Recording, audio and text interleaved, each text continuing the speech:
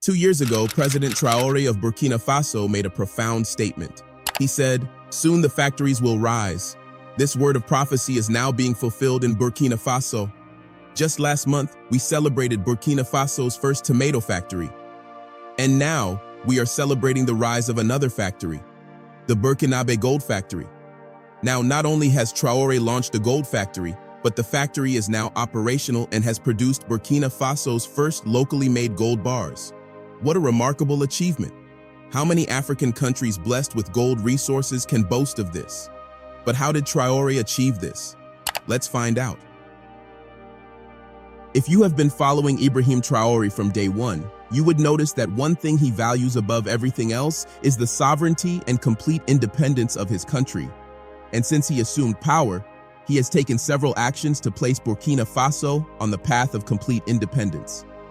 Aside from kicking out French troops and ending military cooperation with its former colonial master France, thereby granting military sovereignty to Burkina Faso, Captain Traoré has also strived to ensure that Burkina Faso has monetary and economic sovereignty.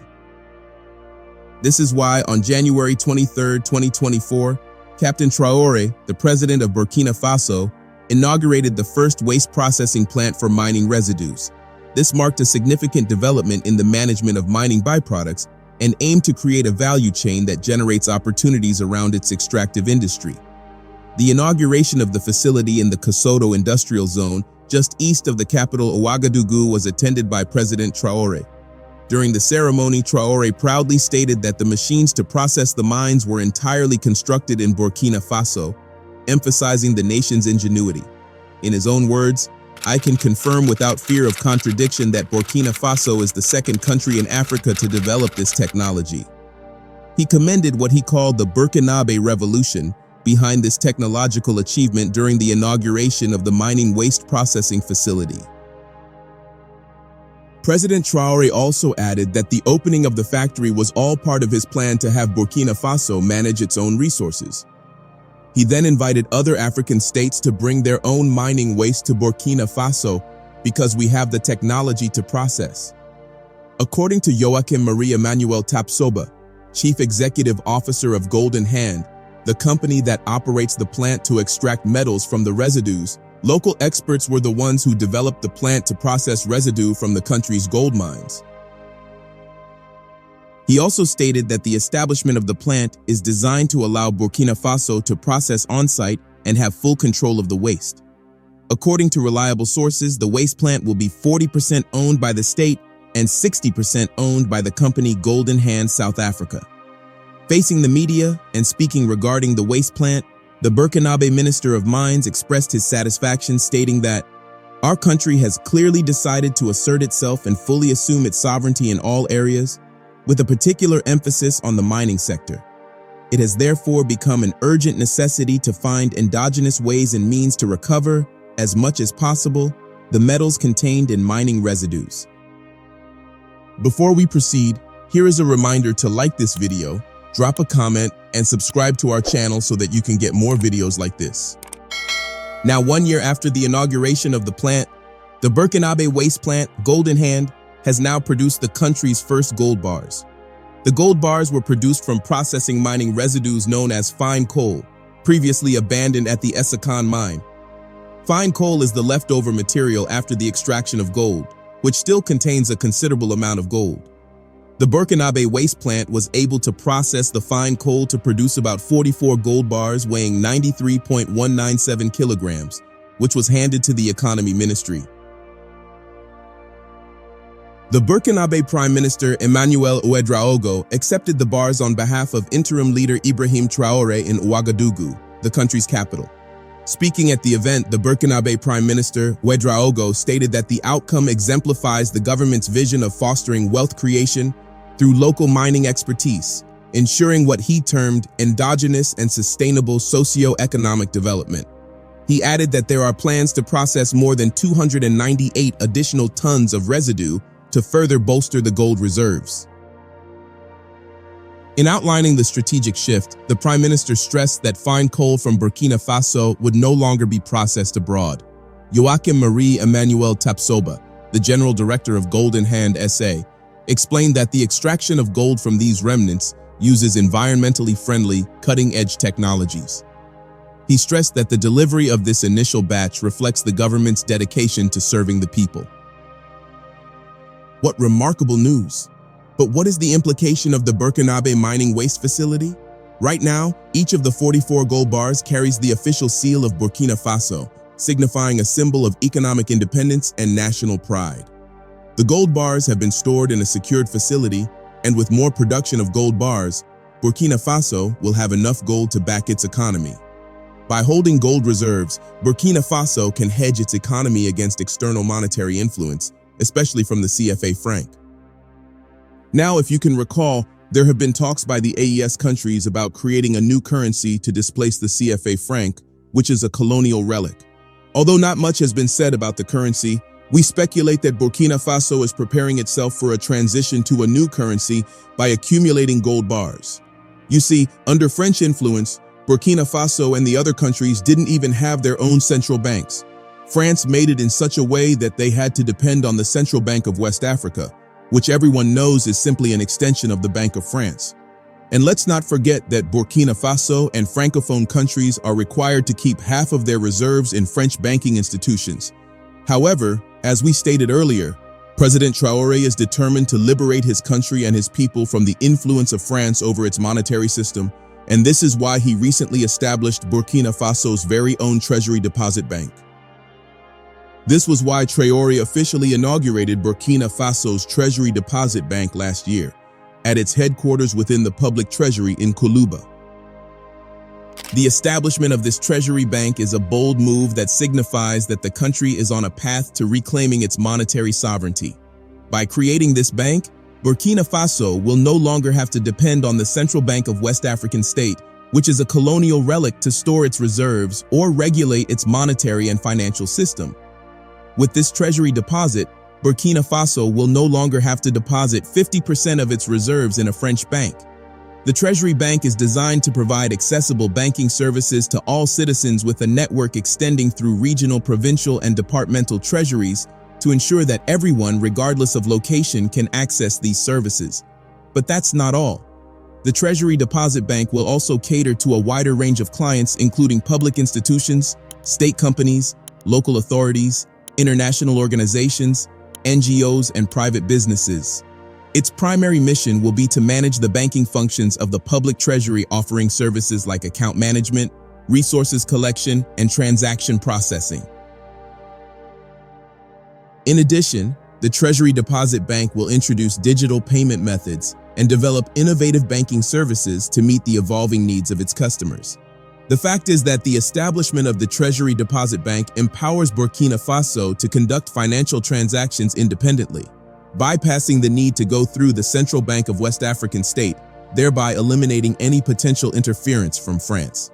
Depending on the Central Bank of West African States has allowed European countries such as France, which lacked gold mines, to accumulate gold reserves, which were plundered from African countries with gold through European gold mining companies.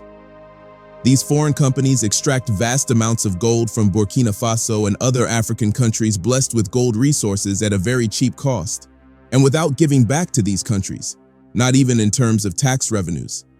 This is the reason why Captain Traoré has taken the initiative to reclaim control over Burkina Faso's gold. A waste mining facility is one way Traoré has reclaimed control over Burkina Faso's gold. Now that the facility is in operation, Burkina Faso will be able to store the gold in its Treasury Deposit Bank. This is remarkable. But what other steps has Traoré taken to reclaim his country's gold? Well, as you know, Burkina Faso is currently ranked among the top gold-producing countries in Africa. Not surprisingly, gold is the country's leading export product, accounting for 37% of total exports as of 2020. Gold mining is also the country's main source of employment. Of all the gold industrially produced in Burkina Faso, artisanal constitutes half of it, with about 1 million people involved in artisanal gold production. However, like most African countries, Burkina Faso was not in control of its gold resource for the longest time. The Burkinabe gold industry has been dominated by Western gold mining corporations such as London-listed Endeavour Mining, Australia-based West African Resources, Russia's Nordgold, and Canada's Orezone Gold Corporation. It has also been dominated by jihadists who use the proceeds from mining to fund their acts of terrorism. Artisanal mining has made it easy for terrorists and jihadists to take control of several gold mines which they use in fueling terrorism in Burkina Faso. As Captain Traoré stated in 2022, a lot of gold leaves Burkina fraudulently, and this moreover helps to fuel terrorism. The ongoing terrorism has in turn led to the closure of 4 industrial mines and the abandonment of nearly 700 gold panning sites in 2022, which has also led to a reduction in the total output of gold produced in recent times. As a result of all this, Traoré decided to take a series of steps that would deal with the 2 problems. First, he banned the export of gold in 2023. On Wednesday, 21st of February 2024, Burkina Faso's newly appointed mines minister, Yacouba Zabré, announced that the country has suspended exports of gold and other precious metals by artisanal mining in a bid to better organize the mining sector. This suspension is with immediate effect, and it follows the need to clean up the sector and reflects the government's desire to better organize the marketing of gold and other precious substances. The mines minister didn't say how long the suspension would last, but added that groups who have material to export are invited to reach out to the National Society for Precious Commodities, SONAP, for compensation. This decision by the military government of Burkina Faso is in line with similar decisions made by other African countries such as Zimbabwe and Namibia, which placed a ban on the export of unprocessed minerals, including lithium. By suspending the export of gold, Traoré aimed at cutting a major source of funds for terrorists in the country and addressing the challenges faced by the mining sector and enhancing its contribution to the country's economic development. Secondly, Traoré launched the construction of Burkina Faso's gold refinery in November 2023. Ismail Sibi, CEO of the refinery's co-managing company Morena Gold, noted that the refinery is designed with a daily production capacity of around 400 kilograms of gold, underscoring the nation's commitment to optimizing its primary mineral resource. According to Sibyl, the first 22-karat gold bars would leave the refinery in 11 months and have the capacity to create 100 direct jobs and 5,000 indirect jobs. During the launch of the refinery, Captain Traoré stated that there's no longer any question of us taking our gold abroad for refining. We'll refine it on site because we know the real content of the raw gold that comes out. That's very important. The refinery, which is developed in partnership with Morena Gold, a local company, will house a jewelry store and the future headquarters of the Société Nationale des Substances, which oversees the project on behalf of the state.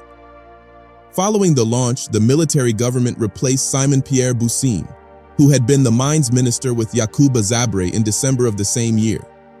Thirdly, the government introduced in October 2023 a new gold sales royalty for gold prices above $1,500 per ounce, which marks a direct change from the previous flat 5% royalty it applied between $1,300 and $1,500 per ounce. Finally, to wrest control of the gold mines from terrorists, Traoré launched a massive military attack to take complete control of these gold mines. One such operation was carried out in the Djibo Greenstone Belt, located in northern Burkina Faso. This region is one of Burkina Faso's geological marvel of importance, characterized by its ancient rock formation and holds significant mineral resources, particularly gold.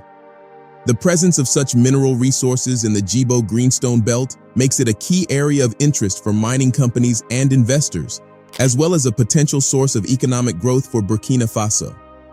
Unfortunately, however, this region has been marred by persistent security challenges. Terrorist groups have exploited the gold resource in this region to fund their activities, creating a complex security environment. The illegal mining operation has not only deprived the state of valuable revenue, but has also contributed to environmental degradation and social unrest.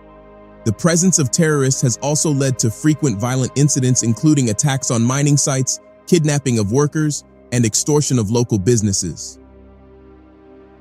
This pervasive insecurity has created an environment of fear and instability, deterring legitimate mining companies from investing in the region. The security situation is further complicated by the region's rugged and remote terrain, which provides a natural cover for terrorist activities. So, what did Traoré do? Under the leadership of Captain Traoré, the Burkinabe military has launched a comprehensive military operation aimed at dismantling the terrorist network and restoring order. In recent times, the Djibo Greenstone Belt has been the focal point of intense military activity as the fight against terrorism hits new heights, both figuratively and literally. The Burkinabe military forces have turned part of the Sahel, including Safan, into a stronghold, making the operation particularly perilous. The air fleet, positioned strategically close to the combat zone, continuously scans the landscape, providing crucial support to ground troops. In one particular operation, Battalions 4, 5, and 6 of the Burkinabe forces secured the center of Commune 6, an area that has been under the control of terrorists since 2019, effectively making it a colony of armed groups. The reconquest of this region marks a significant milestone for Burkina Faso, because before the military took control, the area had been transformed into a haven for stolen heritage, where the local population faced the harsh choice between escape and compliance with terrorist demands. The Burkinabe forces were cautious in their approach, and this approach of the commando units made them aware of potential traps set by the terrorists and ensured that perimeter control was established without incidents, allowing for systematic searches for hidden weapons. The combat, marked by gunshots, tested the reflex of the soldiers and their resilience as the military undertook a high-stakes operation against entrenched terrorist forces in the heart of Burkina Faso. The turning point in the battle came through coordinated efforts and advanced military tactics. The Burkinabe forces, leveraging their strategic planning and modern technology, initiated a series of well-orchestrated moves that shifted the momentum in their favor. One such key move was the use of drones, which played a crucial role in both surveillance and direct combat. Drone strikes were instrumental in neutralizing enemy positions and providing real-time intelligence. These unmanned aerial vehicles scoured the landscape, identifying targets and delivering precise strikes that decimated terrorist positions. The drone's ability to strike from a distance with pinpoint accuracy minimized the risk to ground troops and maximized the impact on the enemy. The effect of these coordinated efforts and drive strikes led to significant enemy losses. The terrorists, who had fortified their positions and were prepared for a prolonged engagement, found themselves overwhelmed by the swift and decisive actions of the Burkina Faso forces. This operation is a testament to the transformation of the Burkinabe military forces under President Traoré. Since taking office, President Traoré has emphasized the importance of modernizing the military and enhancing its capabilities. This is why he made sure to outfit the military with the necessary defense equipment and training from external forces. The successful execution of this operation highlights the importance and impact of the reforms carried out by Traoré in the country's defense. By taking control of this region, Burkina Faso is now open to exploring the economic benefit that the Djibo Greenstone Belt can bring. Since this region is blessed with gold, it offers a substantial revenue stream for the country. Given that Burkina Faso now has its gold refinery, gold will be processed in the country before being exported, thereby creating a value chain and adding to its value. This will undoubtedly offer boundless benefits, such as leading to a dramatic increase in the country's GDP and enabling a wide range of developmental projects. In addition, the gold mining industry could generate thousands of jobs, not just directly in mining operations, but also indirectly through auxiliary sectors such as transportation, equipment, manufacturing, and supply chain services. This in turn would lead to an improved standard of living and reduced poverty in the region. In addition, the influx of investment needed to exploit these gold deposits could spot significant infrastructure development such as improved roads, energy supply, and water systems. It would not only benefit mining operations, but also enhance the quality of life for local communities. What are your thoughts? Let us know in the comments section below. Don't forget to like this video, drop a comment, and share.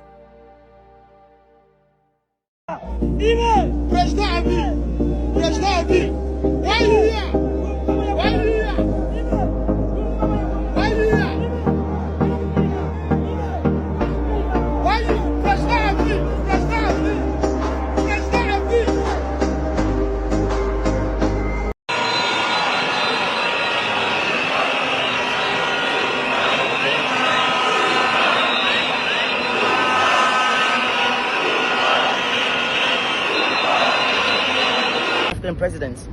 France alone, not USA combined, France alone have killed 22 African leaders. Anytime African leader wants to work for the people, France and UK and USA will interfere. Why? Americans don't all like Trump. They don't all like Macron in France, but you don't see us going to kill them. And so enough is enough. We read the history books about Sankara. We read about Lumumba. We read about Nkrumah. We've read about them. I'm not going to sit down for my great-grandchild to read about Traoré being killed. So as long as I am alive, I will stand and fight for Africa. I'm not walking just like this. This be a spiritual battle. We have gone to the rivers. We have called the ancestors. We are fighting for Africa, and that is why I am here. There's no way I will live and watch them kill Traoré. Touch Ibrahim Traoré, you touch every black person in the world. We will not take it. France, USA, bugger off and leave Africa alone. That's why I'm here. I'm Nina from Ghana, and we are here to march in support and in solidarity of our brother, our father, our savior, our angel, Captain Ibrahim Traoré. We are sending a message, a strong warning to the Western world. It's time for you to pack bags and baggage and leave out of our country. You bomboclats, it's time for you to leave our country. We are wiser now. We're waking up from our slumbers, and we are wiser now. So you can't cheat us again. You can't sit on our gold mines again. Get up, pack your bags and goodies and leave. We are in support. So Traoré, we are in full support. We are in support with you in prayer, in spirit, and in body. I'm Nina from Ghana, speaking on behalf of my motherland. So it's the message that we are sending across to the bombo-clad man. Pack your bags and leave. We are wiser now. Thank you very much. Africa, unite. Africa, unite. Africa, unite. No more imperialism, no more capitalism. It is time for us to work.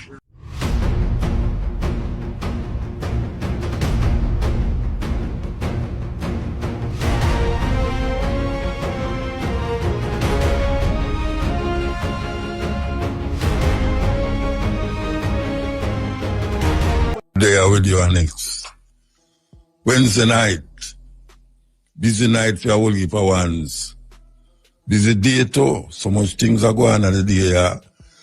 We see some demonstration going for the president of well, we're going to talk him name, Ibrahim Traoré.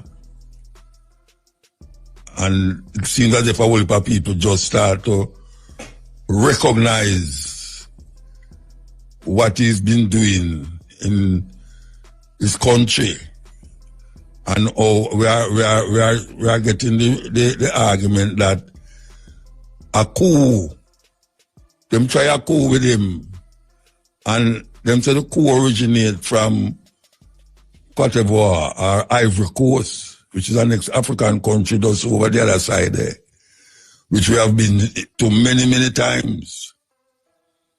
Them try a charge upon him, but it never work. And the matter of fact, it's two charge them try, and it seems that it never work. So the whole world, black world that is rallying around this man, because they have recognized that him is a breath of fresh air in this crumbling African continent that has been sold out by a lot of the African leaders. Sell we out. So we see how younger set of people now, we are talking about brethren from Senegal. We see Mali. We see Nigeria. We're going to say something about Nigeria too.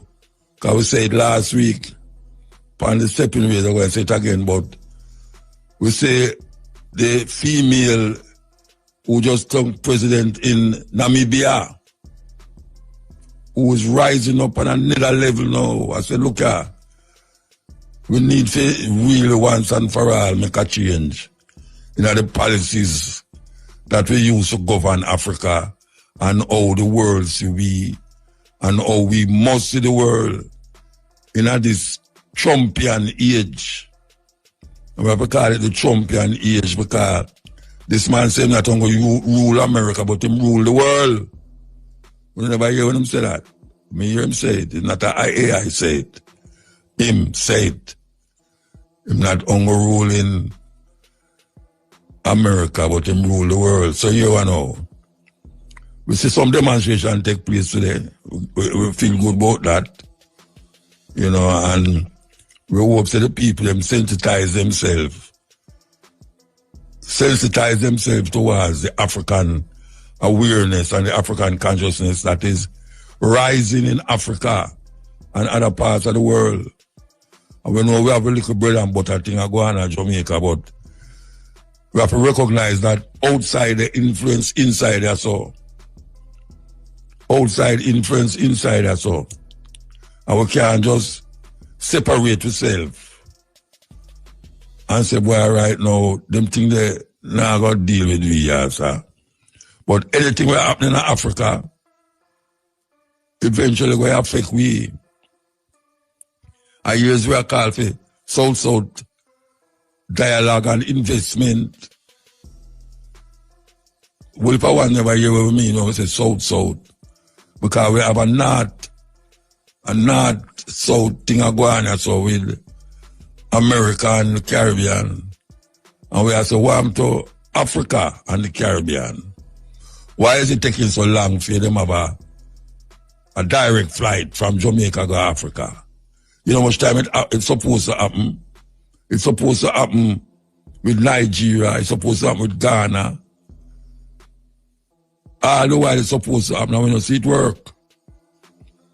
We have to go through this arms house place where right now you don't even sure if you land in America, you're not going to end up in El Salvador. Whether you have green card or not. Because them right now are sending people who legitimately in America with them green card. And them end up on some concentration camp in our next country, in a Guantanamo Bay.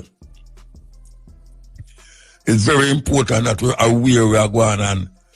When you hear we attack certain things, and you hear all Cabo attack certain things, a man look at it and say, "So that no concern me." But that too much thing about Africa. Too much thing about Africa. We're going to have to go look towards Africa now. Because the guy them decide say, to each his own. To each his own. Nationalism is on the rise. And we talk about African nationalism for so long. Marcus Garvey tell you that. We have to struggle and fight because if Africa not free, no we're not free. Them could have do this and do that.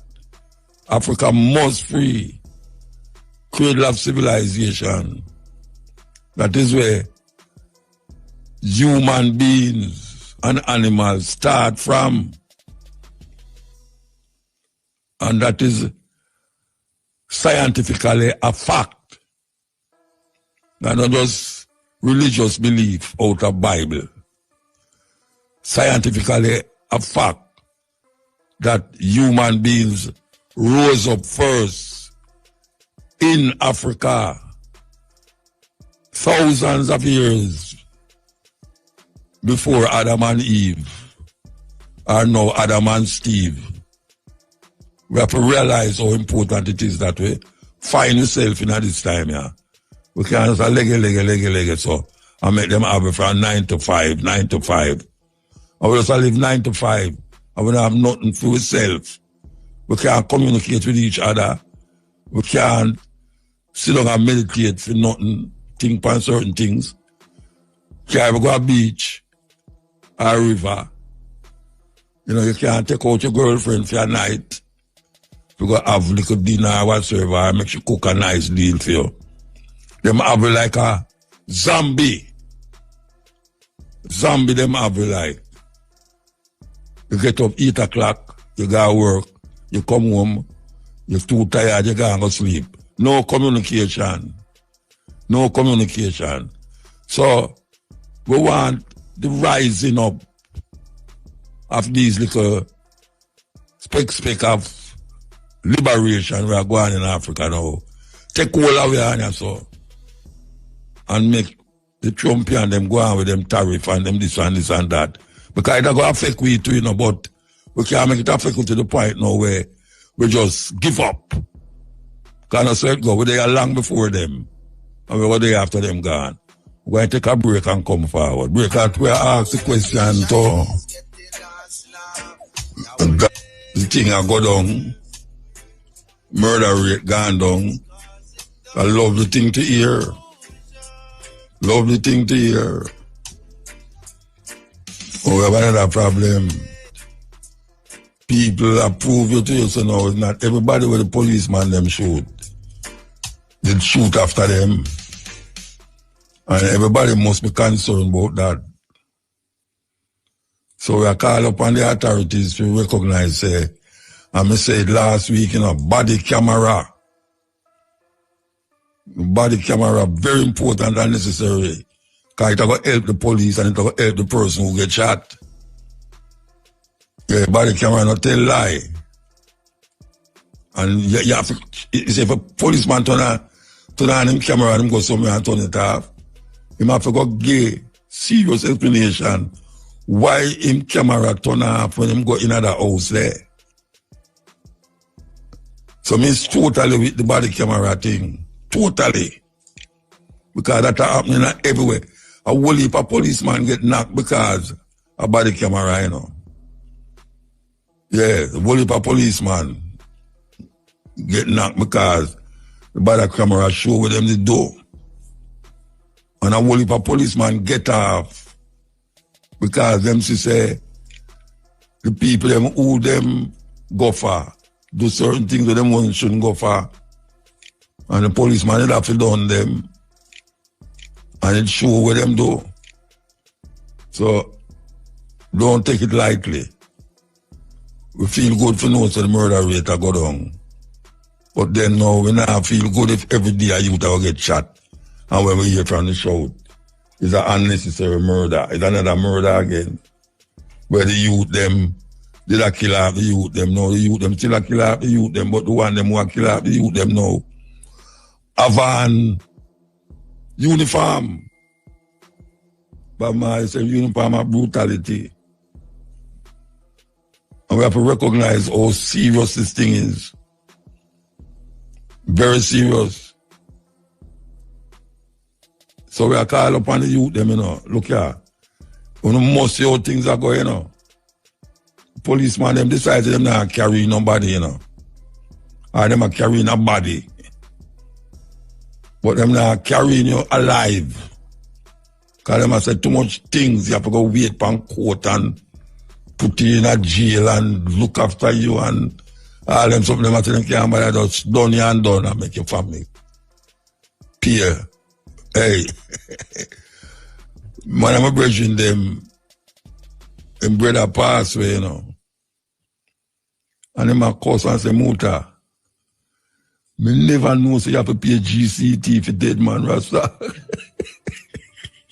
I didn't pop up because I never know either. I never know say you have to pay GCT. When I want that guy cough now. You have to pay the man GCT to go and pay GCT. I never know this thing either.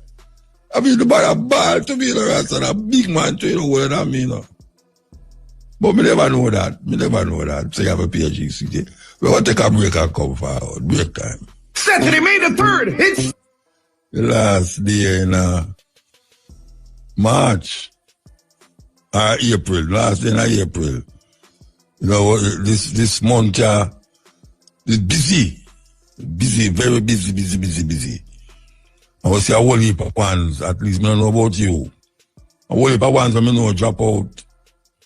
Yeah, man, whole heap of ones, drop out a month, It's kind of heart-wrenching, man. But so you have certain ones, you used to move good. And you just see them for a little while, and then when you ask, you say, well, you asked him did last week, or she did this week, them there. You wonder what is this thing called death, man. Just creep up on people, creep up on you. And I guess it have no time and no place. You could have all fun and it just creep up on you. You could have sleep and it creep up on you. You would have just sit down and just creep up on you. My brother, him used to run a morning time. I keep healthy and him just drop down and dead. Just like that. And we can't stop it neither, you know. When the time come, you know, your time, and that is it. You have to just know, say, so part of life is part of death. Maybe people don't like hear that. You have most of my brethren them. Them hear when me talk that way, but me not run from it. So, boy, I'm out of where I deal with Rasta. Can't dead, you know. You can't see so many people around here dead like that, or you can't dead. What you think? You breathe the same breath here. You eat the same food. You go to the same places and I say you can't dead. I start to say every man born and go dead. And that him say, if you're born up a woman, you're going to go dead.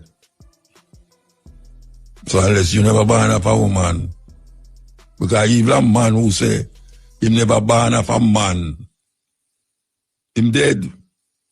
And I know them I try to ask him, when him a come back and he can't answer nobody. Them I tell him shall come like a thief in the night. Thief in the night. If him ever come thief in the night, not even a cross can hold him again. Go through people when the boy come like a thief in the night. But where we have said that far, we have said that far that we have to get involved in a certain things to make life as it is more meaningful to everybody who live. Because we understand the part there, you know, say, yeah, they so. But your life can be more meaningful and purposeful. And when you use what you have at your disposal to make life a little easier, physically and mentally and spiritually, in the minds of other people. You know, so you do something. The power of one. Remember true name, the army of one. The army of one is very important. You don't have to have no alabaloo. Just one. You know when I say one cocoa full basket? I chew that. One cocoa full basket. And we know, say, the basket them did empty. Empty. And we are going like a joke you just a while ago. 9 to 5. Catch a whole heap away. And you can't do without it because so them set it. It's like how them tell you must eat breakfast in the morning, lunch in the afternoon, and dinner in the evening, and snack. Yeah, man, them catch way. We have to go by them rules. You know, you go to church in a suit. You go to a party in a tear-up clothes. You know, I mean, them catch way. And when certain ones come and try to show you, say, no, you can't make them just a control you, so. You hear this and you hear that, you say, what am I deal with? Like I have the radio, I talk too much foolishness. Why you Andrea Williams Green, you know? Otherwise known as Cabo Martiro. We don't want to call her that, but we want to know who we are talking about. Yeah, because that's on the radio for years. And I try to communicate with the people them. And then I go on like so we shall say foolishness or where we should get them things from, but you have to know, say, you have views out there that is not in line with men and people views. Yeah, you have to know that. Men and people views is not necessarily the view, but it's a view. How much people going to take what she say, or even what I say, and put it under a microscope and see it. No, but when them hear it, them say foolishness. Them say it's foolishness. Instead of them examine it. Examine it. And then, when you don't get all your you this and you that, and you see it through your mind, then you can't say a foolishness and go do what you want to do. But make sure say not come round back on you. Because all of we have things where we did think when we did young, and when we grow up, we realize say things now go work that way there, you know. And then even when we're bigger, we see things go again. We you can't evolve out of that. And you say, why you reach a certain level, you know, where that can't work for me again. You know, see it? So life is an evolution. Life is a process like you climb a ladder. Because sometimes you have to look back to something where you reject. You climb a ladder and you reject it when you did it on the second step. And you have to go back down at the second step and grab it and say, yeah, this is how it go, you know. That's how it go. Enough time me go through all of that. We have got through and I say, but wait. You know, say this and me that refuse that, and look how it just come round back now, say, may I say it and may I accept it. You know much thing me you see here, Rastaman, I say. When me just aside Rastaman, you know. What if I think me here, Rastaman, I say, you know, I say, where me get them thing there from? What kind of thing? Where me get that from? And you almost like you want to challenge him, you know, but you're not going to challenge him. Because that's something, why am I saying, you're not going to challenge him, because you don't know no better. You don't have your little thing in your head, and feel say you know it all. And then years after, I mean, I talk about like 10, 5, I take all 15 years after, you realize about wait. Your mind and your brains make a journey, and when you make the journey, you come and say, but wait, you know, somebody said that already. And I tune to that talk, you know, because you come to a realization. And then you have the opposite too, where you dash for certain things. You hear someone say some things, and years after, you hold on upon it, and years after you realize you're foolishness. And you have to throw it away. But it's life that. It's life. And life is them kind of level there where, you know, when you operate now, you can choose and make a choice and go around the corner and come back around the corner and examine this and examine that and make life more meaningful. And you just get more stupid sometime. And we see right now, whole heap of ones that get stupid. Whole heap of ones that get stupid because them hear certain sound and them can't come to realization and say, what we were taught is really something that was driving your consciousness or somebody else's consciousness in your mind. It don't have nothing to do with your reality. It don't have nothing to do with your thinking. It have something to do with what them put in your head. Them put that in your head. And you can't see them put in your head, you know, because it's not something where them come and cut your brains and inject something in there. No. Greater thing that psychological warfare. Them keep repeating the same thing, the same way. And you start to accept it as your reality. Your reality is not my reality. But sometimes the two of them meet up and you have to choose how it works. Look how much people are dead that say Jesus will come. From me, I pick me, I hear Jesus will come, you know.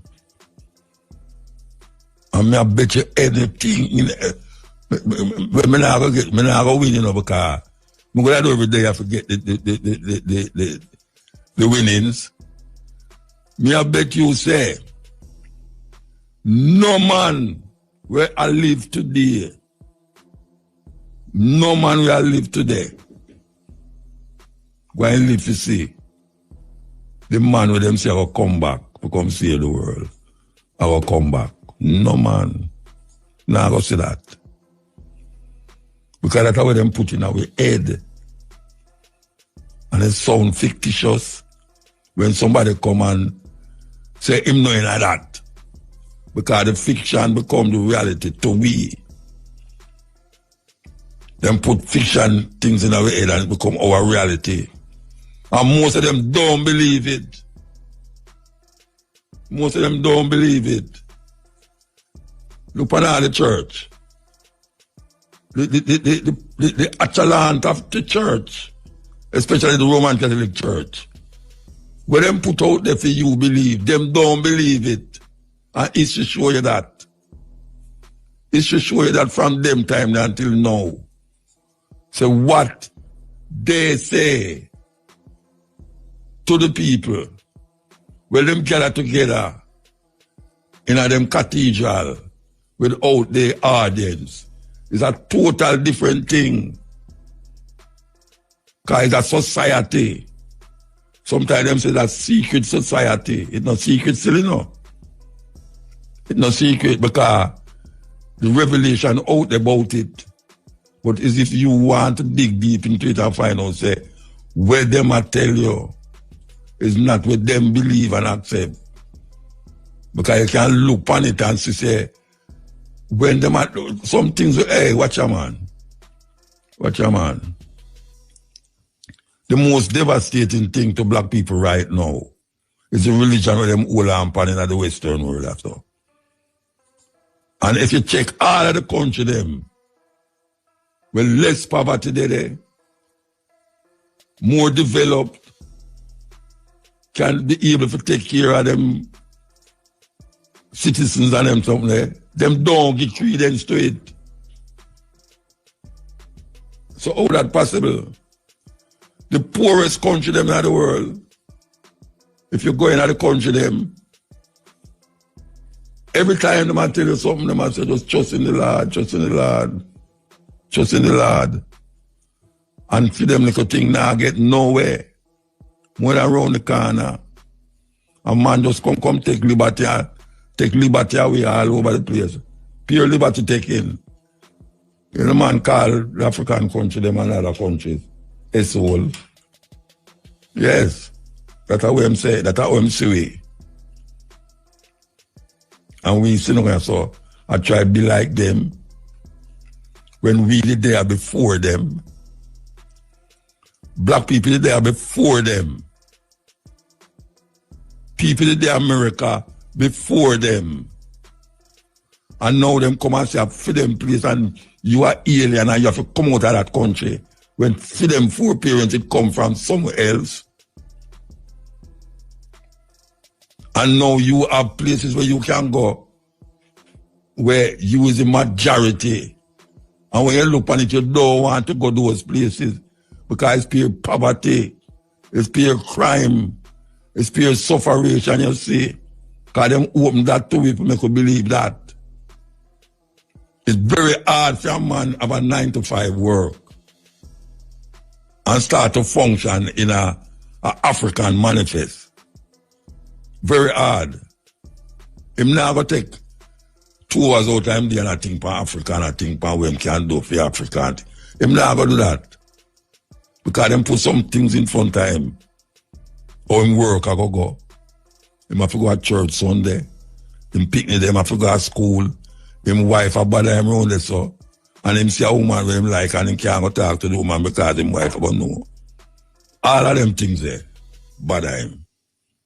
So him don't have no time to figure out African nationalism and when Marcus Garvey tell me from long time, Africa for Africans, those at home and those abroad. And we can't accept that because we have our eyes on the USA. We have our eyes on Europe. And guess what? We now move towards the evolution process that we can even go beyond European lifestyle and livelihood, you know. We can't do that. And we're not doing that. Because until we reach a certain place, we're stuck. Because where we are going, we never did create it for ourselves to move forward. We create it and for them basis and for them line. So for them ways now is the deciding factor in how far we go and how far we can relate to each other. So when we say love, we understand where we feel love is, you know, but what we don't know. Most of the songs them you hear us sing about love. What if them are talk about sex? Sex and love. When a woman sit up on the corner of the road and take $100, $200 from you and go in a one little motel from back road there and do a thing and you come out and you feel nice and thing, you think that I love? But anytime they must sing, and one thing they must sing about sex, but them say, no, I love you, know. I love you, I want to sleep with you, I love you, I want to go to bed with you. I love you, I want to get a baby and all them stuff there. Love is sexual to how we have it. And we get caught in that. We get caught in it. When we talk about love, when we say love can mean say you're brethren, as a brethren to a brethren. Because we're afraid to tell our brethren say you love him. Because then now, for sure it's a sex it I work with. If you tell a brethren say you love him, a man will say, hey, wait, me don't know the brother has some little this and that boy, you know, you might tell the man about him love him. So him change everything. We have man in it who Galville. Then when a man say, him no nothing with no man, a woman. The man not still in a war. Woman, a still man. So what is it that him talking about? It's crazy. You have your brethren and you can't tell your brethren say you love him because the next man will hear you and I say, hey, what is this brother here, Rasta? I mean, I don't love a man, you know. Man can love man. Yes. Yes. You can love man. Because love is not sex. And that is what them put to head. We grab so much things from them, Rasta. So much things we take from them. We can't move. Them grab we. A man easy to tell a girl, say, boy, you ask me love, you know, that. What you do for me? What you can't do for me? I say, love you, them, meet me at this one, meet me at this, you know. Yeah, love. That is how him say love. Man, I say, boy, I have a girl on the side, and I say, I love her, and I say, eh? And him start to count how much time you could have sex with her. That have nothing, you could have never have sex with her yet. But you still love her. And you have to differentiate the love them now. When I say love, you know, I mean like, you know, love like a sister and sister, brother and brother. You can't say love and it done because love comes with sex according to all the manifestation in the Western world. How we believe and think. So we can't go beyond that. So a man can't have a love affair that is not sexual. Because if a man, you tune with a tune where he might talk about every time a man see me, them go say, everybody claims I'm there with her. You can't deal with a woman and do have no sex with her. In the context. No, because when you go look on a woman and you say you love her, right away, everything in her you stand up. And you finger them. We have to distinguish ourselves as human beings, as African people. Given where it take place right now, and we see that creep up and way, we have to figure it out fast. I was going to stay in a slavery and a ball out when it's 500 years, but we need to get free. We need to free. We have to free ourselves. We're taking a break. Any break that is all.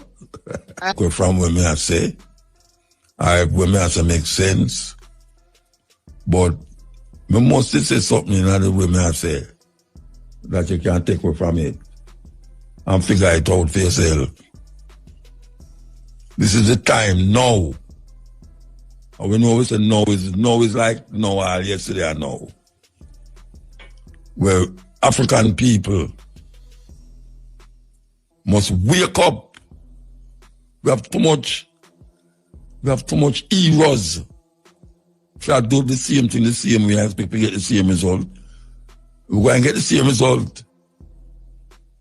You have too much heroes, Rasta.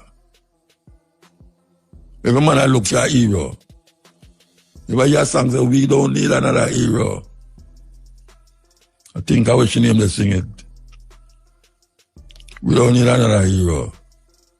Tina Turner sing it. Why we need heroes, pan top of heroes, pan top of heroes? Why is not we the hero? I am my ancestor. So all the people them who died for the cause and the liberation, if we understand what them I say, them still alive. Because if it wasn't I, them wouldn't live.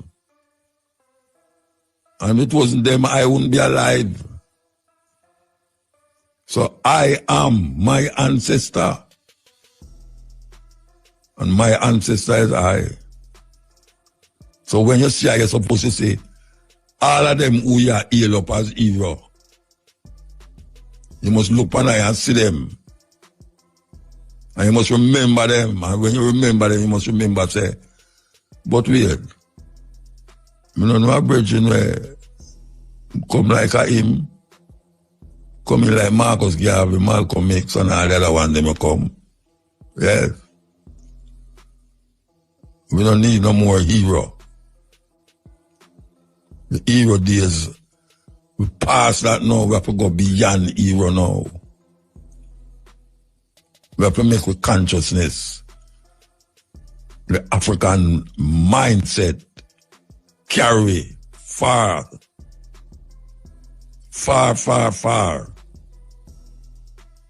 That when we reach out there, in the horizon, and we out there said we here. Yeah. So you must know fire there. Because the horizon seems as if that is moving and moving and moving away from you. The horizon is moving. Yes, the horizon is not moving. And you are moved. Yes, you can't. The closer you get to the horizon, the farther that get. We, African people, must recognize all who come before we and internalize all of those who come before we, that we can make them live because we live. We can make them live because we live. And because we live, them live forever. That's what I tell the people them. That's what I tell the people them. So, we want you to wake up. That is what we really want. A brighter vision. Brighter vision. Here we go. Come forward, break time. Y'all better come with me here. Say that again. I'm here. Jesus is most black women's husbands. You see, they did a number on us. We are a conquered race. They put the black man out of the house in order for the black mother to get welfare. The man couldn't be in the house. He had to be working. Of course, they wouldn't give him a job. Y'all better come with me. We come from some shit. And these women.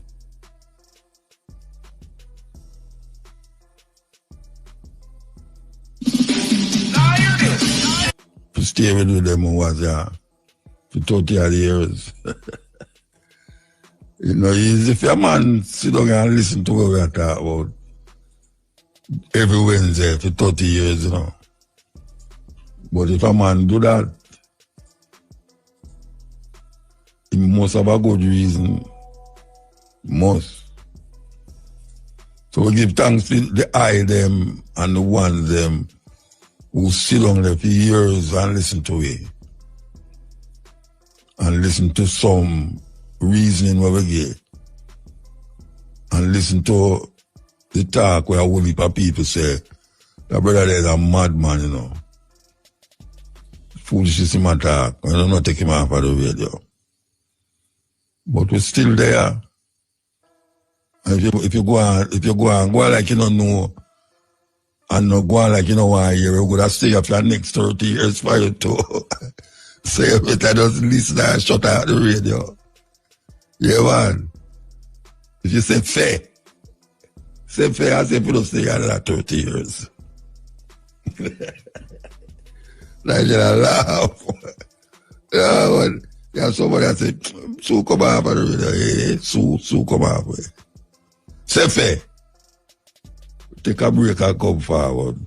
Magnum, champion of dancehall. Just drop a new label. I'll take some phone call. So, we're not taking no long call neither, you know. I'm no arms house caller right now. I'm not the arms house thing in the night, trust me. I'm doing the arms house thing in the night, yeah.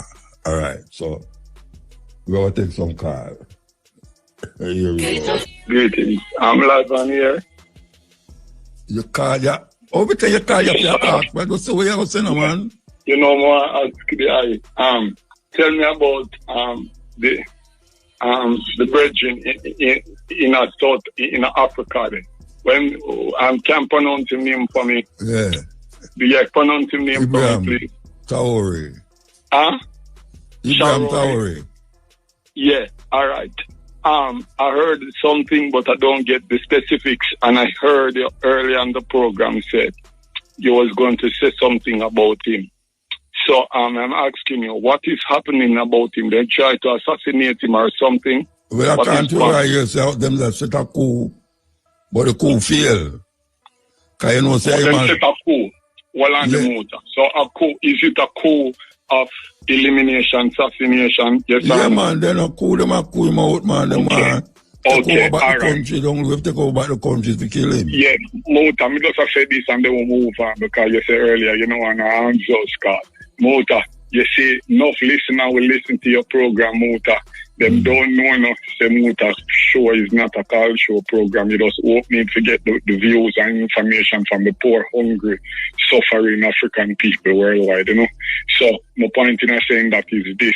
Mota, you have enough dunce and enough educated fool listen to Mutabruka program, you know. Them have whole heap of subjects and them a scholar.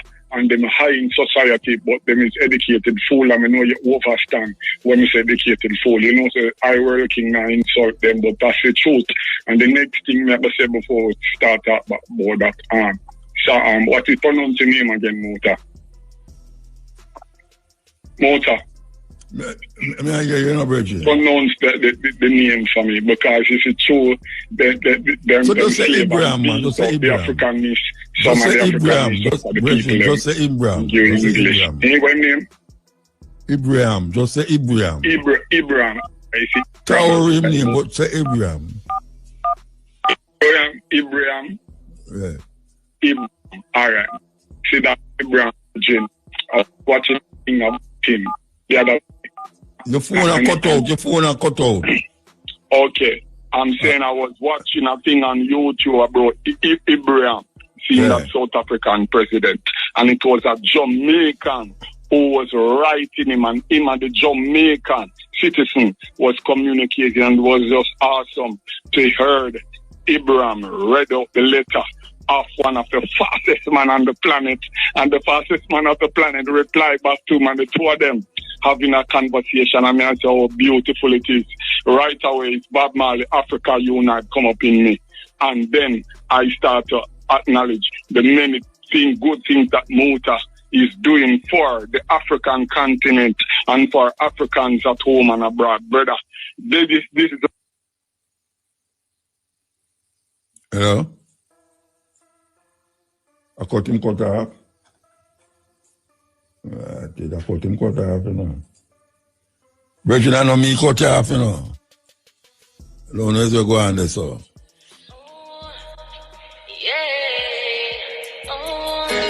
Yeah, man, Muta. First, Yes, get me by program. Eh? Yeah, first I get to by program. Okay. You sit here all the while. I give thanks. Yes, brother. Yeah, man. I give thanks to your friend too.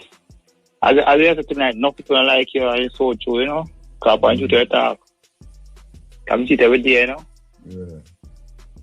Yeah, man, for real. You see it every day? No, mommy, we say we sit every day, and we have to talk about you, you know. Oh. Yeah, that's what I talk. Oh, then I like to listen to you, you know. Them can't But then can't stop you, you know. Yeah. Yeah, then can't stop your eye, you know. And I tell the truth. Okay, sir. I sound different to them, you know. Yes, sir. That may I say, what may I say? Yeah. But I'm well want to talk to you still, you know. You make him talk then, or him there? No, you're not there, that's all right, no. Okay. So, I give you the number that we can call us. No, that we get the number, no, so everything all right, you know. Okay. That's all right then. Cool. Yeah, man, give thanks, yeah? All right. Right. Yes. We're there with you, you know. And we are say, what we are say, we will continue say it. We will continue say it. Who don't like it, bite it. You ever hear that when you pick it? Who don't like it, bite it. We can see where I go there, so. All right, we could come back. We could start from the top. Passage of time. That's the question raised by our next document.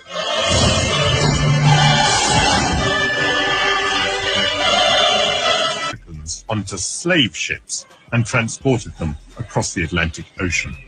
And Britain played a huge part in this human trade. British ships carried around 3 million slaves to America and the Caribbean, where they worked on plantations, helping to build the wealth of the City of London. The trade made many organizations rich, and I've discovered in the archives that includes a very surprising name. God Almighty has set before me the abolition of the slave trade. So wrote the great reformer William Wilberforce. And yet, during the 18th century, there were slaves in the Caribbean who bore branded on their chest the word society. This 1817 register of slaves in Barbados reveals that society means the honourable and reverent society for the propagation of the gospel in foreign parts, the missionary arm of the Church of England. And here is that society listed as owning some 400 slaves.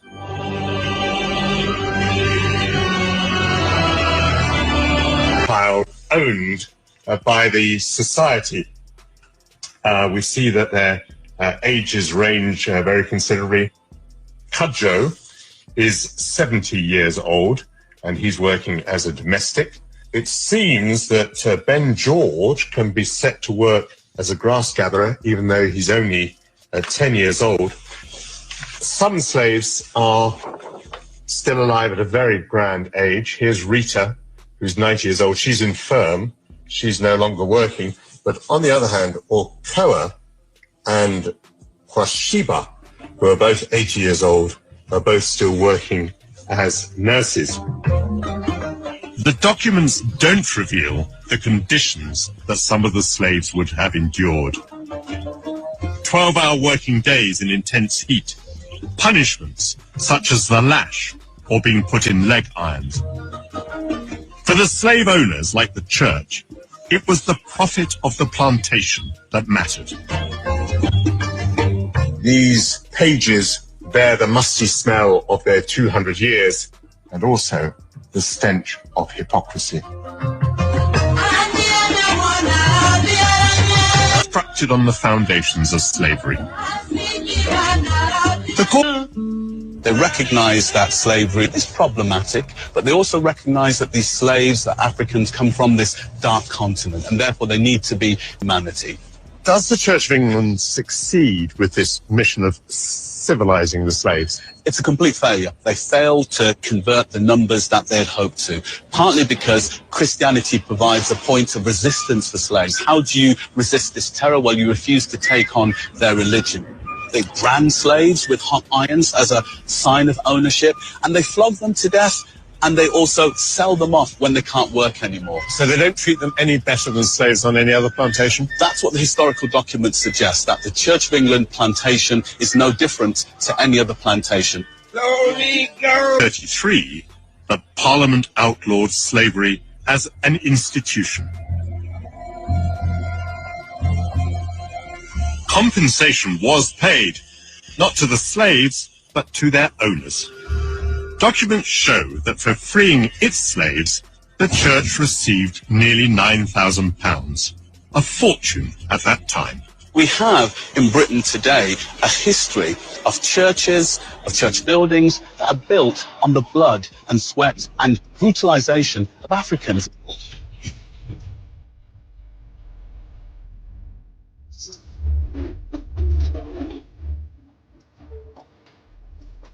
In 2006, the then Archbishop of Canterbury apologised for the Church of England's role.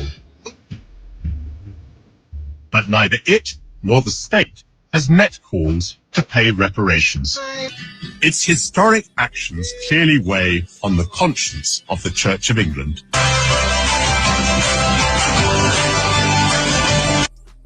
The church owned many slaves. The church helped to enslave not only Africans, but other races of people. We're not sorry for them. We're not sorry for them because them perpetuate most of the wickedness and the cruelty that is now taking place in the world. Yes, cruelty beyond belief. Beyond belief. That the earth is round. He was the first, however, in other exploits, namely genocide and the transatlantic slave trade. In 1492, Columbus discovered the Americas when he landed in Haiti and several islands in the Caribbean. The Arawak Indians inhabited these islands. For the second voyage to Haiti, the following year, 1493, Ferdinand and Isabella gave him the resources needed to subdue the population. When he returned to Haiti, Columbus demanded food, gold, and cotton thread, and was increasingly met with resistance. This resistance gave him the opportunity he needed to declare war on the Arawaks.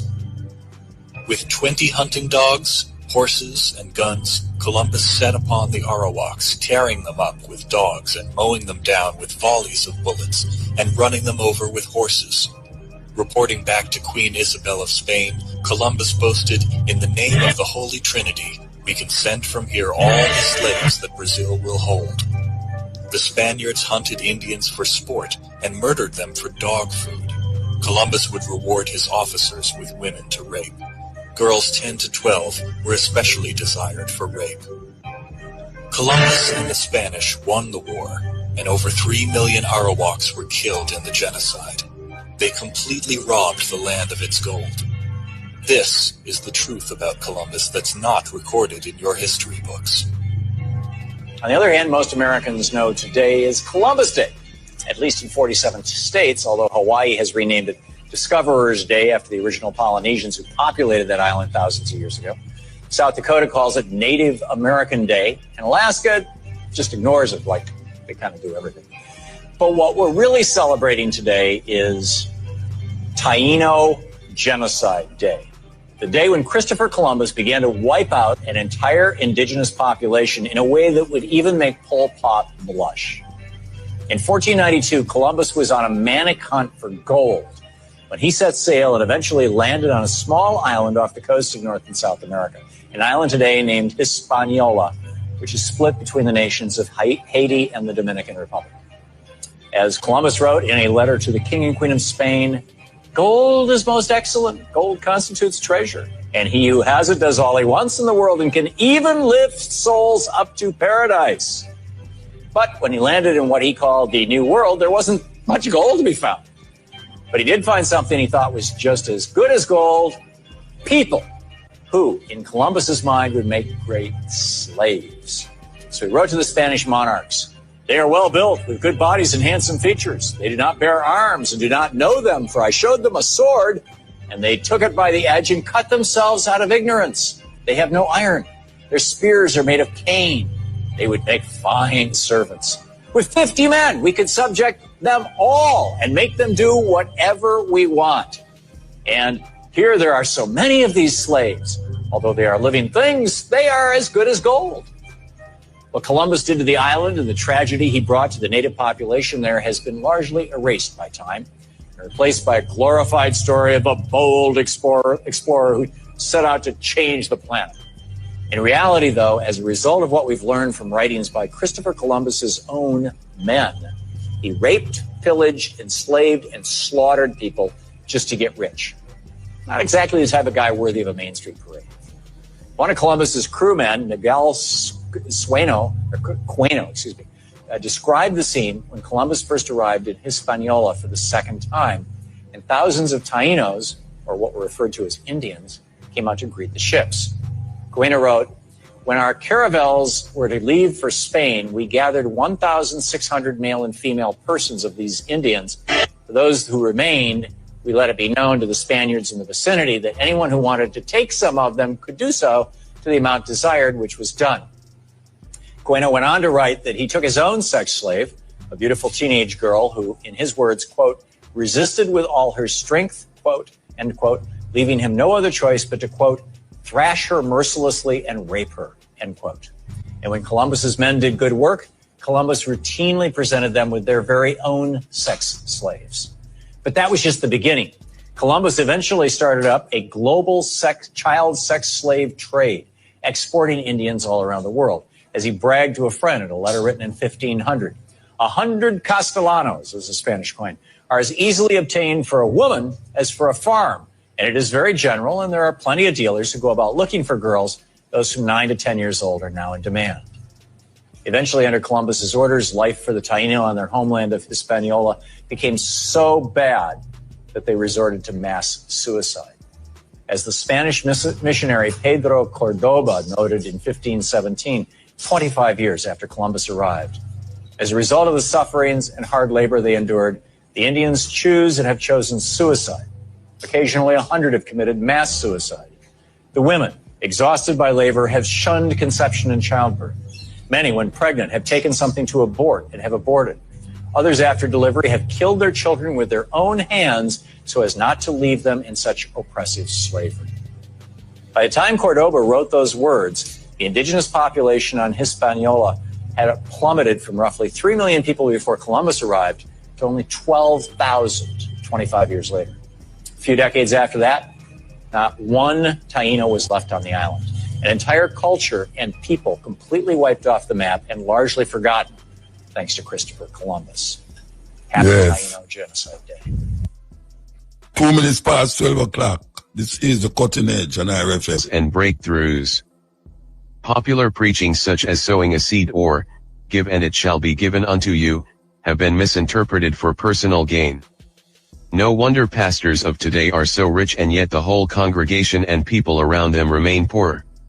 We are stuck with a generation of Africans who act as if God is the rewarder of laziness and poverty. The message churches send is that it is possible to reap where you did not sow, meaning you can get something out of nothing. Why should a child choose to learn the hard way if there is an easier way? The live for today attitude does not create wealth and people die without leaving any legacy. You then sit and wonder why Africa is the way it is today. The gospel of prosperity should be shamed and work around the fact that laziness can never reap real success.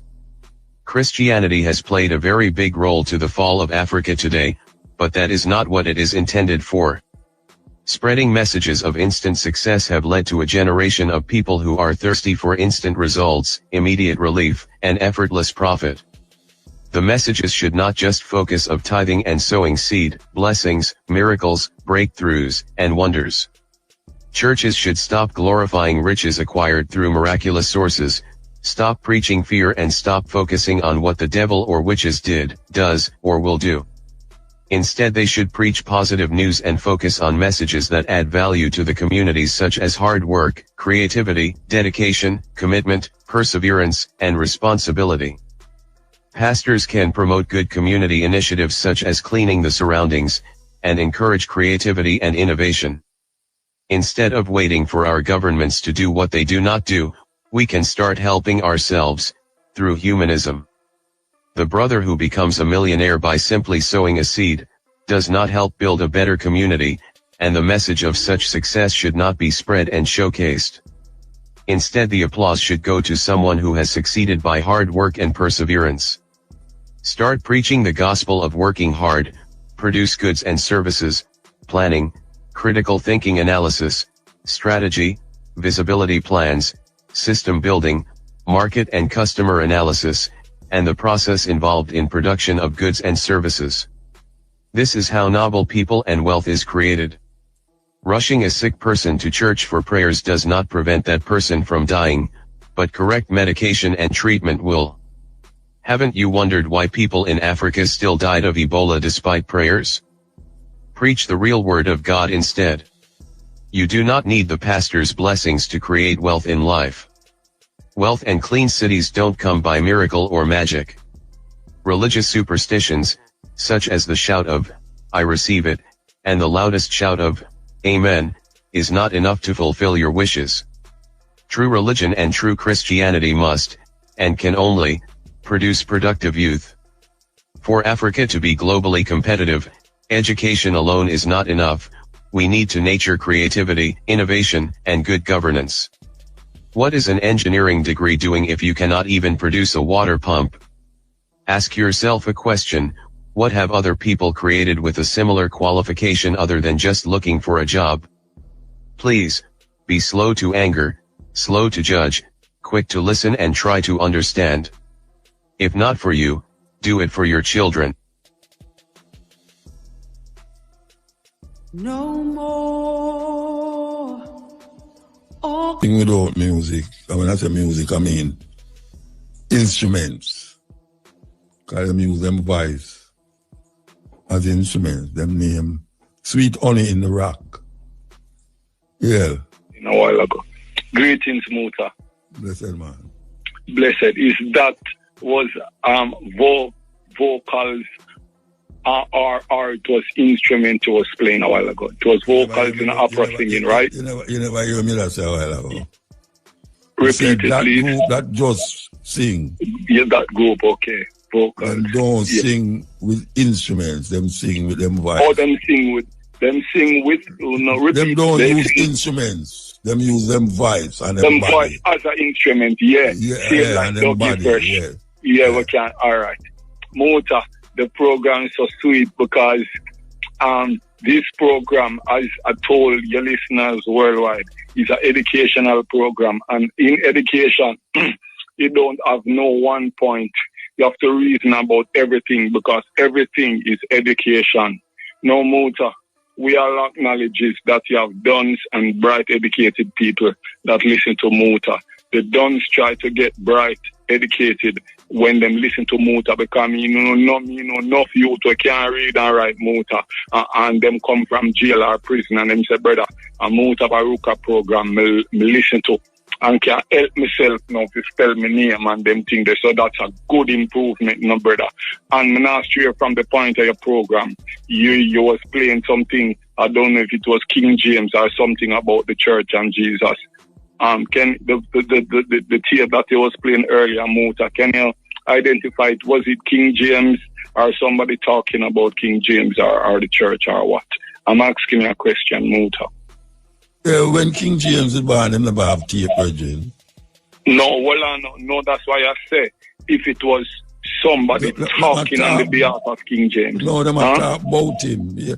Yeah, yes, that's what I'm right. I'm correcting. Okay, someone was talking about King James and the tape that he was playing. Yeah. Yeah, all right. We could get to a point. Shane Clark, you're right there. I'm dead, man. Just say what all right. All right. Men I like to hold on in the car and mean and we're over that. All right. I saw you use a word. Never use a word. You know. You have to stick up in. So you don't want to say hold on. All right. Hold on. You have to take a break and come for. All right. Bless it. Break. Yes, yeah. About it real quick. Selassie the first. That is the first word. The second word is accordingly. And the third word is flabbergasted. And the fourth word is Christianity. The fifth word is Ibrahim. Can you please pronounce his last name, Muta, the South African president? Traoré name. Yeah, Ibrahim Traoré. Traoré, yeah. Yeah. And it is the fifth, right? And the sixth one is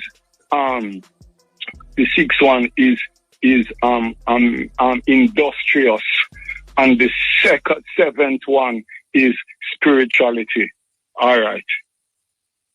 Come now, Muta. Selassie the first.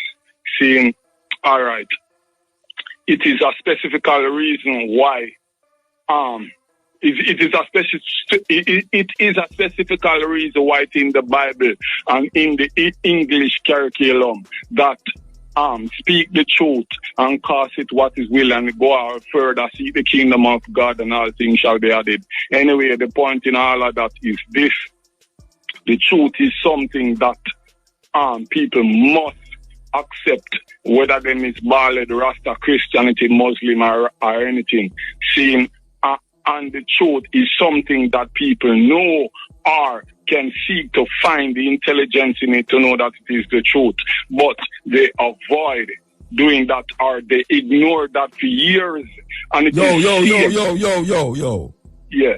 You say Selassie what you talking about, Selassie? Yeah, it's about the truth. You never got to say what I'm talking about, Selassie, is the truth that people must accept, whether them like it or not. They must accept what? What they must accept? Must accept Selassie. Why they must accept Selassie? Why they must accept it? You have 2 minutes left. I'm going to tell you why they must accept Selassie.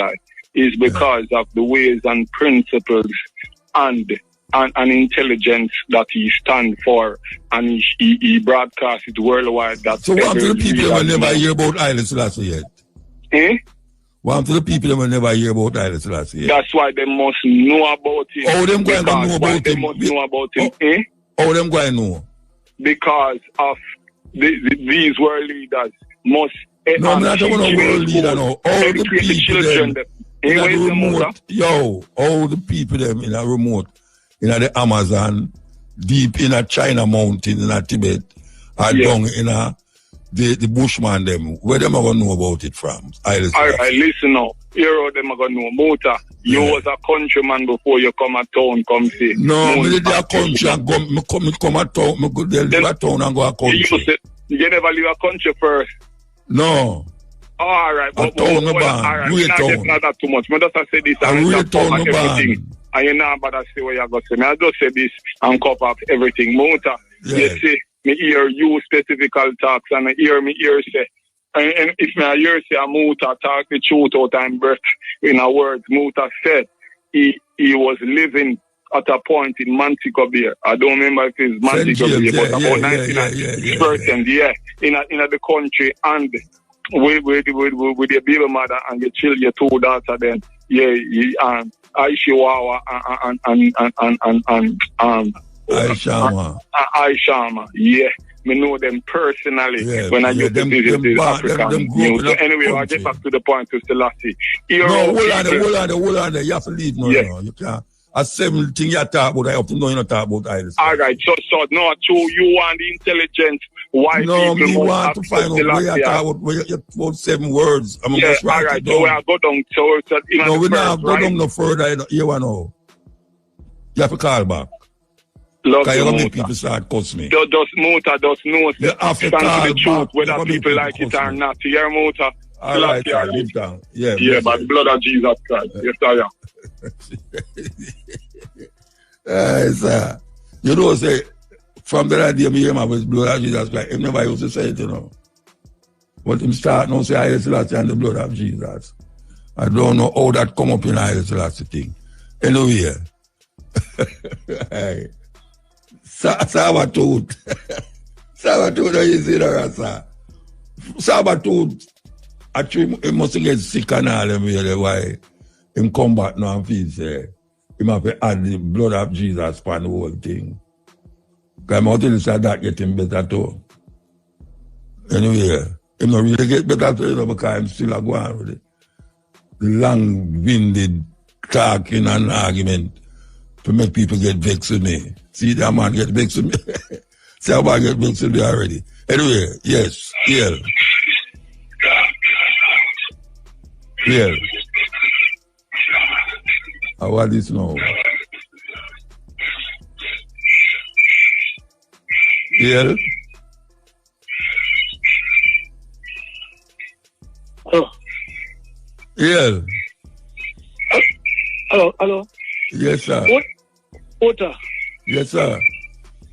Yeah, man. Good night. Good night. What kind of thing that you have behind you the attack? Hold on.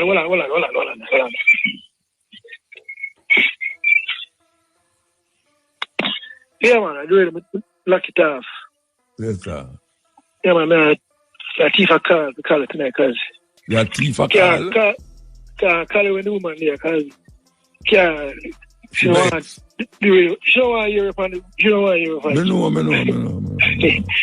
So you're mad, man. Yeah, man. Me know that too. Anyway, Muta, two things. The protest Monday over Africa. Yeah, with the Jamaican. I was shocked to see the support where JFG get smarter. Little bit. Enough. Little bit, man. I look at 200 people. Oh, enough people that sell. Yeah, man, I know 200 people. I know people that, man. Right. No, I know so much below that. No, my view, in a civil society, for instance, police killing rise 50-60%. Last year, I was 50, and now 108. It look appalling to me. You know, 108 what? There's 110 police killing them out. Yeah, them since the start of the year. Yeah. Compared to last year, them time I was 55. Okay. So clearly, you see, it is a tragedy by the government for kill the leader them for the gang. Like they must target the gang leader them, you know. So whether them, that's why this camera thing. I don't think Jamaica will ever, police will ever use the body camera. In a full culture, I don't think that will happen. How much you bet me? You know, I got man, unless... No, you mean I say, you say it's not going to happen. I mean, why you bet me? So them go have to use it. How much you bet me? Unless USA start take a someone visa. All right, you know, bet me. So go on. I'm not going to bet you. Go on. Yeah, it's a concern. And would I like to hear your thoughts on it? What do you mean? Them have to use public camera or else we're going, keep going on. And people going to eat the police more and more and more. Yes. More than OPP hate police already. Yes. Because that's the only way you're going to find out if the police are telling truth or the people them are telling truth. The body camera is one of them, you have to eliminate suspicious nature of people. So that's my view. Well, I hope to see that in my lifetime. The police are doing body camera. Yeah, man, you're not going to see it in your lifetime, man. All right. You're going to see it before all the election, too. Eh? You mean them people there, actually, you don't know. Them people there, the thing where them say, grab the people, them want that, them want, forget the people. Yes. Well, no, man, body camera, them have to bring in the body camera thing, man. I see what you're saying. Yeah, man, I see your thing, man. You look away. Look, we're glad for the reduction in crime, but we don't like too much man like dead, too much young. Yeah, you don't even know them dead. You don't even know more than police with them. Right, you don't know. The police, yeah. And next thing, Muta, is a request. You can give me a song for Lucky Dubby. One more prisoner. Okay? You want something from Lucky Dube? Yeah, man. Why every time you call him, you have to play a song for you? No, me, man. The first. Nobody tell me that, you know. Eh? You never call me, I haven't played that tune yet. No. The first time I called him, I never request a song. Something to talk about. My first request a song. Listen to what I ask you. You listen to what I ask you? What I ask you? No, you asked me if it's the first time. Why every time I call? If you ever call me, I'm going to play a tune here. That's me ask you. No. At the first ever call me, I ask you. At the first, I call him, man. I actually request a song. I'm man, serious first. No, man, I said it's not serious. I'm so sorry. Sorry for accuse you wrongfully. Yeah, man. I love the music when you play, man. It's very inspiring. Good thanks for that. Yeah, man. I mean, this song beside you, Mama funeral, Oh, beside me? Yeah, man, this song for next Friday. You serious? Yeah, man. Call by the day. Who is that song beside me now? Tell me, I don't remember who is song beside me. You and your wife sit down and you sit down right behind both of you. Oh, you're a spy for me. Yeah, man. Yes, Muta. All right, sir. So, Lucky Dube, you are here? Yeah, man. Prisoner. All right, sir. Yes, sir. How are you doing? Good day, man. Just a few quick things, Muta, because you know when I start burning the fire still. You understand? Number one, you saw them out of the youth from Burkina Faso, and we are behave like England and France and America will save you. You see, so them don't want black people to squalor, and so they make sure bring them look a black area for road and so on, just get to that small percentage and just go and oppress the people.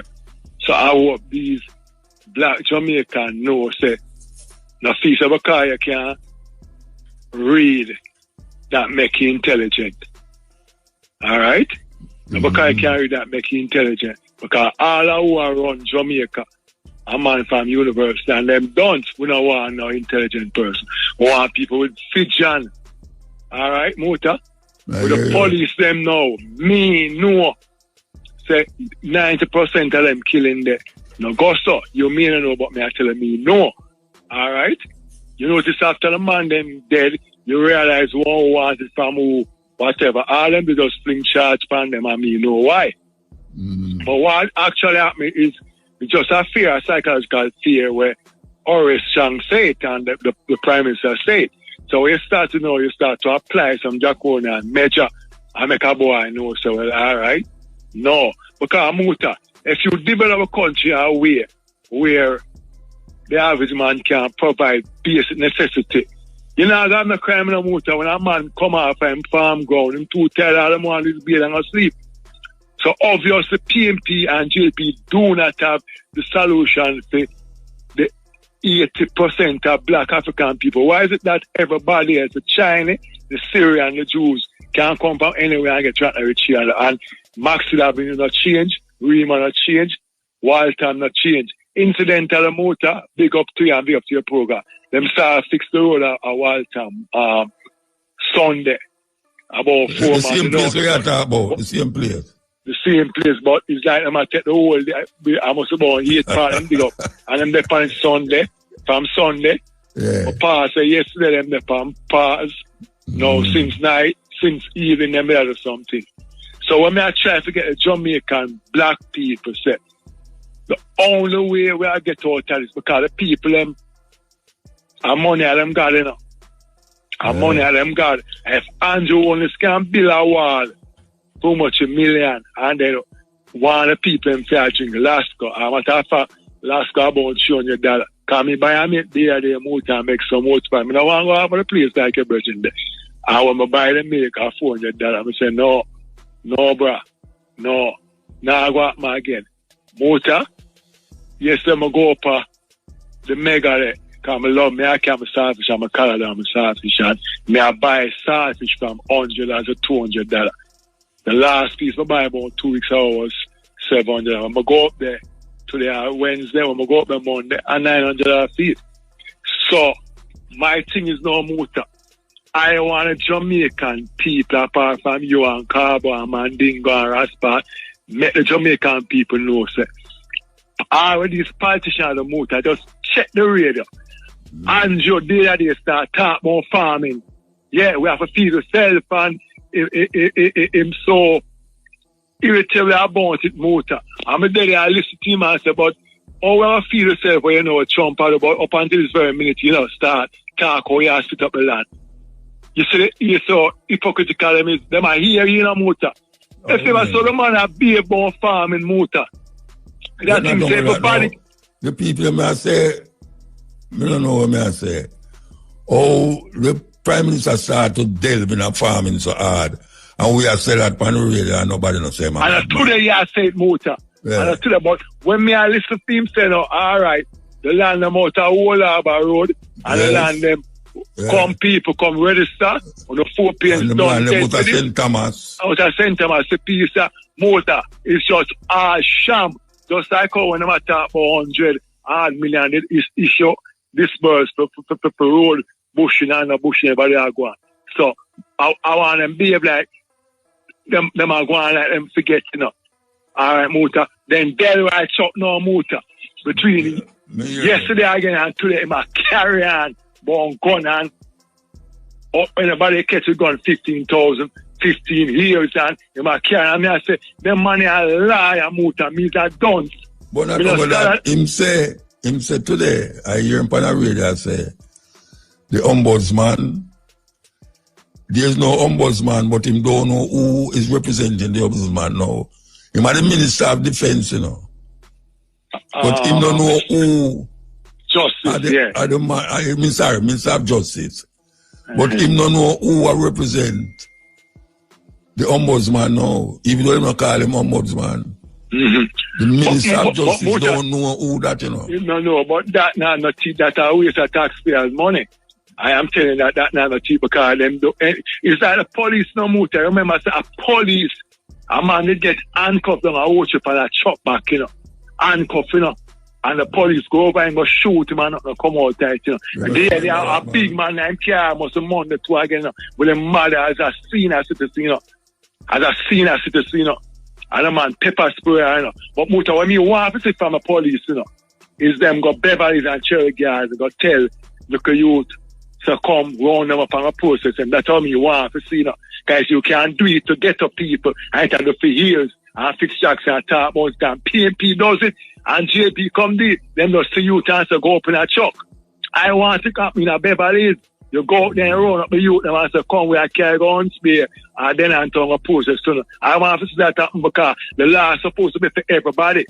But they are so hypocritical that them come and have a pretty chat. All them are the Muta. Just take a little time to come here, busy man, go up on TV and listen to Andrew Wallace and the PNP them. I just pay chat. I'm going to tell you, these guys have sent them out of power, and them in a power. All them do.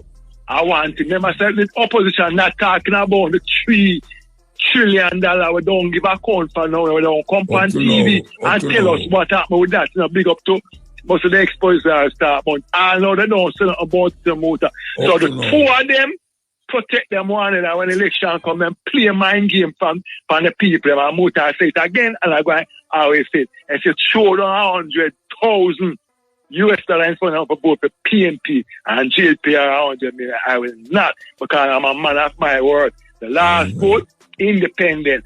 They are not doing nothing, Muta, to make the Jamaican people, the black 80% Jamaican people life better, Muta. Look at it. The Syrian and the Jews, them run away from here and come with nothing, all them rotten rich. And them can't do just about anything.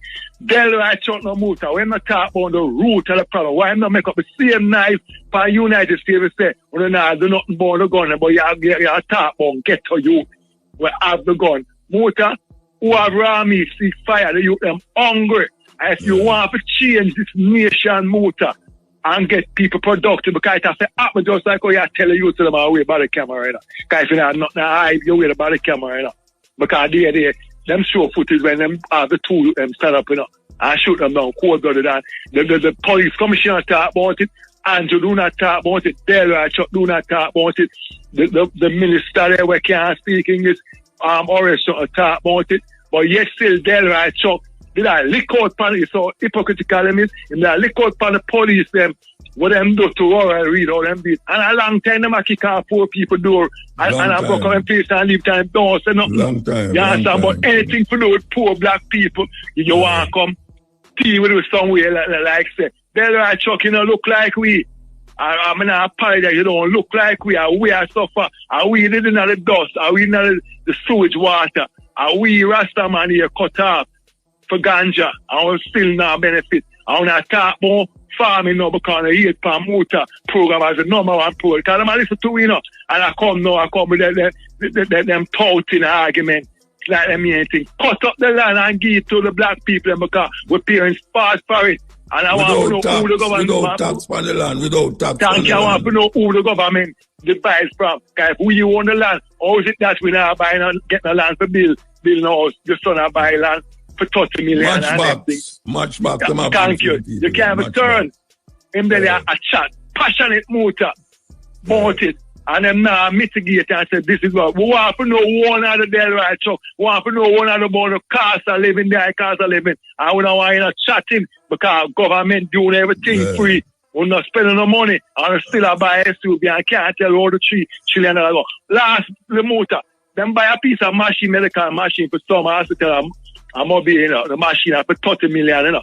And argument about that, I'm here say, the machine could I get it cheaper, you know. You saw them man and no for stipend half. Then no come out tight. I want to tell you something.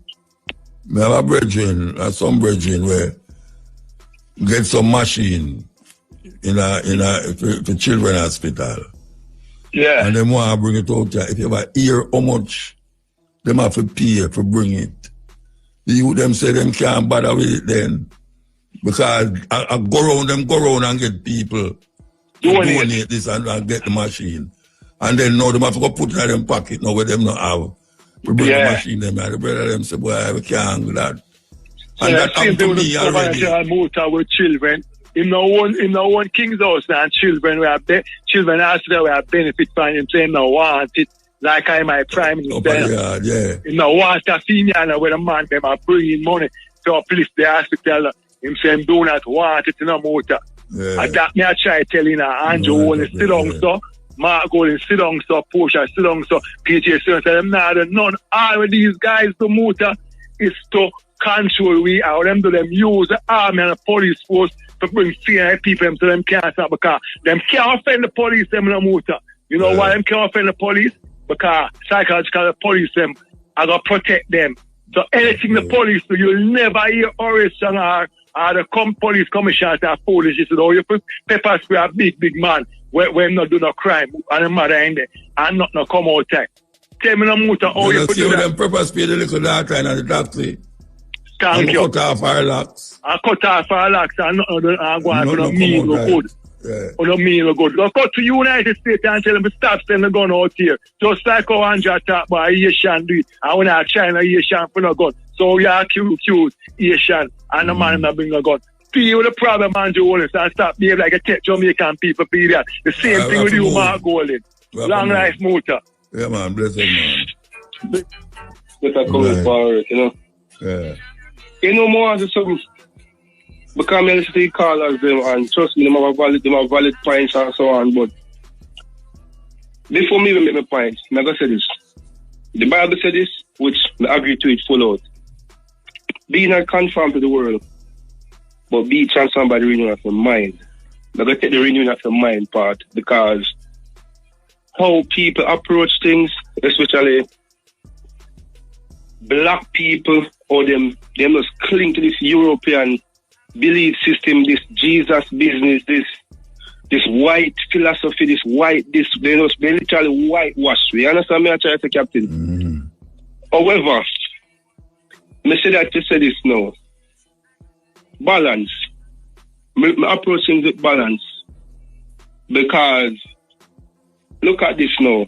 Me personally feel faith, as in FAITH, faith, can be a distraction for reality. Be a big man thing. It can be a distraction for reality. That can be the bad aspect of faith. But if you look on the good, but if you look on the good aspect of faith, means that you work towards something, you believe you're going to achieve it. And you just quote the Bible, and I will quote it too. Faith without works is dead. Repeat?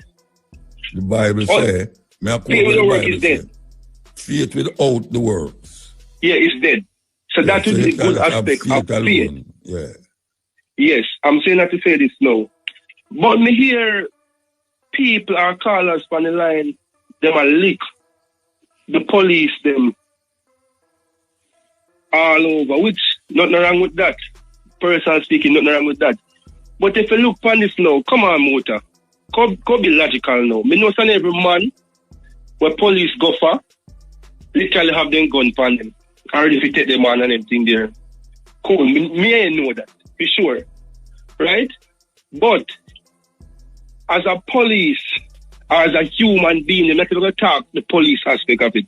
As a human being now, you feel say, you know say a man well armed and dangerous, and you go for him with the intention to say, oh, yeah, you're going to lock him up, and you know there's a high possibility you're going to be challenged by a gun. You're not going to take necessary precaution, like say, for instance, if you have to drop him, you're going to drop him.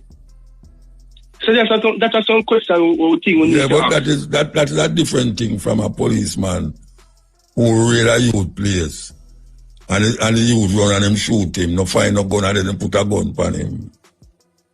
Raid a youth place.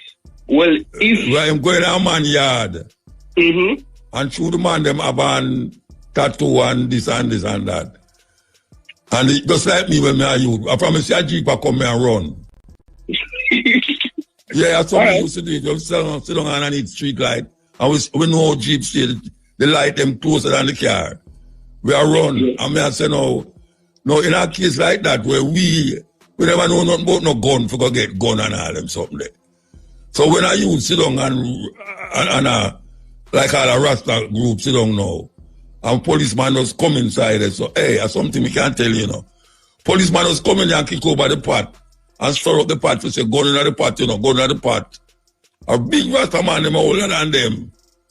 So when I say no, when a policeman do all of that now, and you decide say you are going to run, and them shoot you, and when them not find no gun for you, them decide them the third gun with them have in them pocket, them are going to put it for you. Yeah. Yeah, that's a wickedness. But we still can't stray from the point, say, yo, them man are out here, or them man are in our world right now. He come and say, yo, they give the devil the off and take the devil work then, so to speak. You understand? They're wicked. If man no, man, you have some terrible youth out there, but I can't deny that. Exactly. So me not understand why like a person. The understanding is that the law must take its course. And these people say them they have to uphold the law. That's why man a ball out say must put on the camera that people can decide. Or the camera going to decide in our court if where the man say him do was true or lie. That I do we have to rectify a whole heap of this killing, you know. Yeah, that's true. Yeah, so the argument, they have to argue about it, you know, because I say one of the ways to stop this if and but is that the policeman, they must have a camera upon them. It's modern science and technology we in and now. That I did have a big exhibition. Yeah, if you look for it, too, you're going to operation over the camera. Say, yeah, it's going to prove the guilty or not guilty. Yes, that's why people vex, because so much killing are going now, police are killing my people now. And you wonder, oh, all of a sudden, police are killing all my people. So the Prime Minister have a thing to tell you, say, or the guys them say, it's because them now have intelligence, we lead them to the gang man them. That is what I'm saying, you know. But him can't tell me, say, them 100 odd man, there's gang man. Can't tell me that. If that's true, that's good. I don't believe it's true. I don't believe it's the whole 108 man are young people. I don't believe that. Because I remember them got or kill some youth out of Mountain View here out of East there, you know. And them come find out, say, the gun them where them say the youth them love. And them put it on the youth, you know, remember that idea? And this year that happened. Yes, it's very about that too. Yes, so when I say the youth them out there, from a man have a gun, you know, him and me to kill somebody. Yeah, me not go tell you. If me a police and me see a man gun, the first instinct of to drop him. That's the truth. That's reality of life. Because me a fear to preserve people. Yeah, but what to the man will never have no gun. Me understand the only way that. You're going to know is that truth, yeah. The only way you're going to know is the policeman will say, from him see a man have a gun, I'm going to drop him, you know. And the body cams him. If you have the camera now, and you see the man in the camera, have a gun. I used to say, as a police, your life in danger. So it's either film life or your life. And you decide, well, I better film life go. So whether them proof or you or not, they're going to shoot him. Which is crazy because we think about it, you know. Which is crazy. I know more as something before I come, because I know you probably going to tell me, say, advertisement or whatever. But, Muta, as it relates to God, I mean, me as a person, I used to go to church and everything. But as me grow older, I realize the concept of God out there is a flawed conception. I personally think that the concept of God and religion was made for a good purpose and also a bad purpose. The good purpose is to actually keep it in line to look up to this higher being, look up to self, so to speak, then cool. And the bad purpose is actually to keep in line to them slavery. If you really made it, look into it, so to speak. But if you look for the concept of God, well, them have it as good, straight good. But if you look for the concept of God and the devil, I personally think you have two conflicting energy in a man, where man himself don't understand and therefore I get depressed and crazy and some frivolous thinking, so to speak, when it come on to that. You understand? But when a man decides, him go accept him own a evil and him own a good, so to speak, know when to use both and when not to use both, him go always be a balanced man, because if you look for balance, balance can't be only good enough. And balance can't be only bad, because if people look on the characteristic of God in the Old Testament, God kill off the Amalekites and the Jebusites and all the sites and so on. All the baby them. Even the baby them and say, take the land there. That's a craziness. But if you look on it, that's a bad side. You know what the married one of my Christian brethren and the dog, the youth tell me, say, sorry to dog. The youth tell me, say, God can't bad because this and that. I say, no, but call us with a spade. If you kill something or kill somebody, or we perceive it is bad. Call us with a spade. God actually did something bad there, so they kill off the amount of people for one specific set of people, which I personally don't believe in. That's a madness. You understand? But if we look back into it and try to understand both energies of the devil and God, and actually accept the fact that, it is a manifestation of man, consciousness, or it's a manifestation of both. Yeah, it's a manifestation of... Repeat? I can tell you something. All the concepts of God come from man. Argument done. Yeah, because there's nothing in the Bible that was not written by man through him concept of God. It's simple. So when a man out there say film God or this or God, and him are the God of this and that, that is just what him a say. It have nothing to do with the reality of life. God and the devil is a concept in a man's head. If you know good, no, I don't want you to cut me. Bleed. If you know good and say it's good, it's because you know evil. Jaja.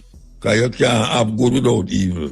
That is because that's the only way you're going to understand what is good and what is evil. If you know because evil, funny enough, couple years about my niece asking a question. So, uncle, Oh my God, you kill the devil. You know, I tell them, I laugh off, I never tell you the truth. Yeah. And since me turn big man, I start realize that God can't exist without the devil, and vice versa. Because both of them need each other. Man, all right, sir.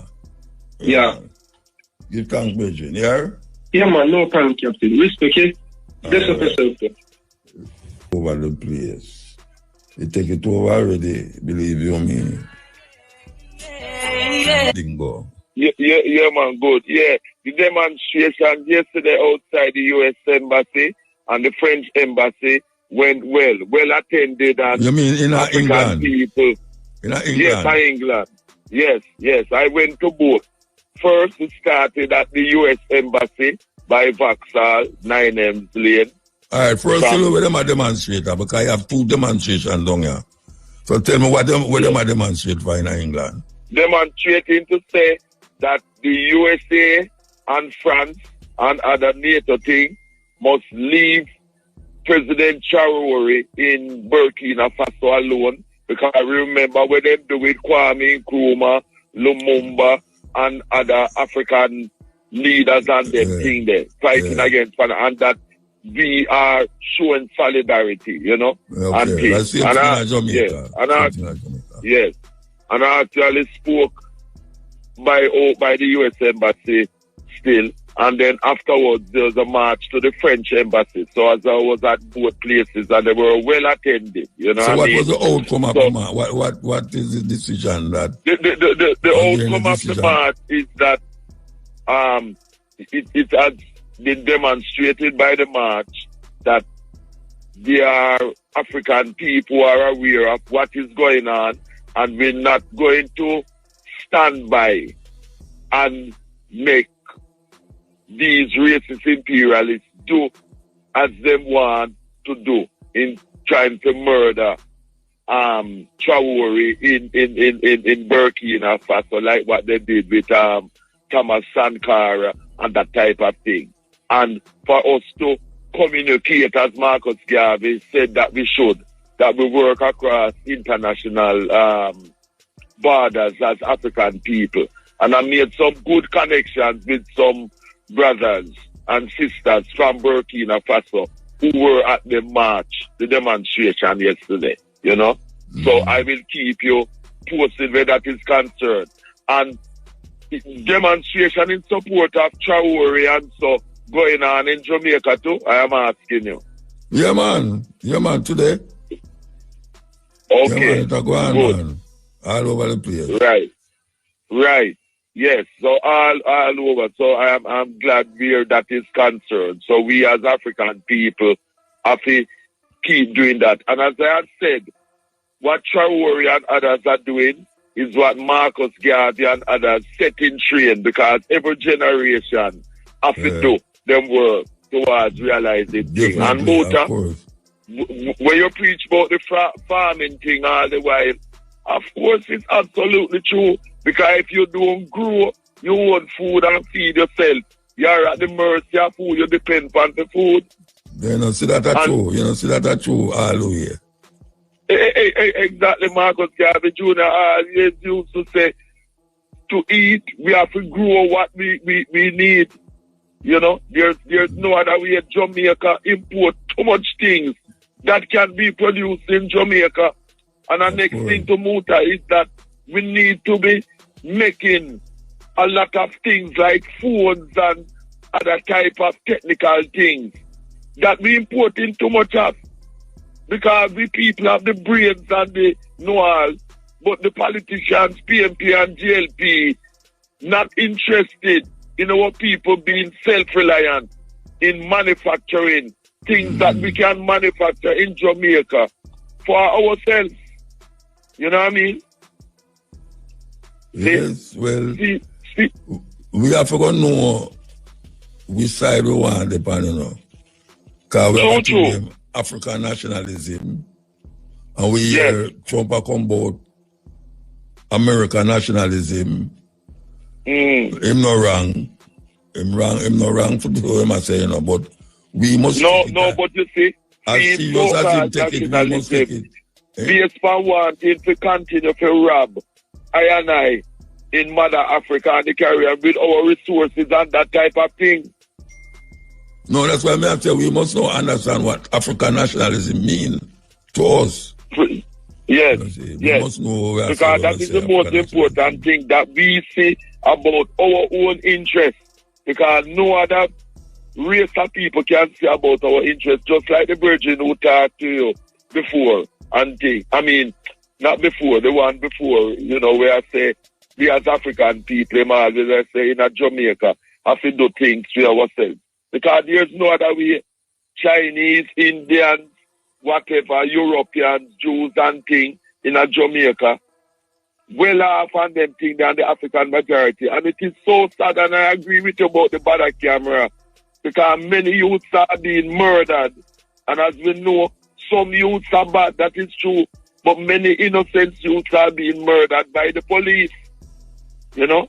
And the body camera thing, Muta, where you call for, is a must. It's a must. You know what I mean? Definitely. And by the way, we see in Trinidad, and the next party is in since Monday. Yes. A female woman, a female. Yes, Kamla Persad Bissar, Indian, yes. She has 73. Yes, so the table turned in Trinidad and Tobago.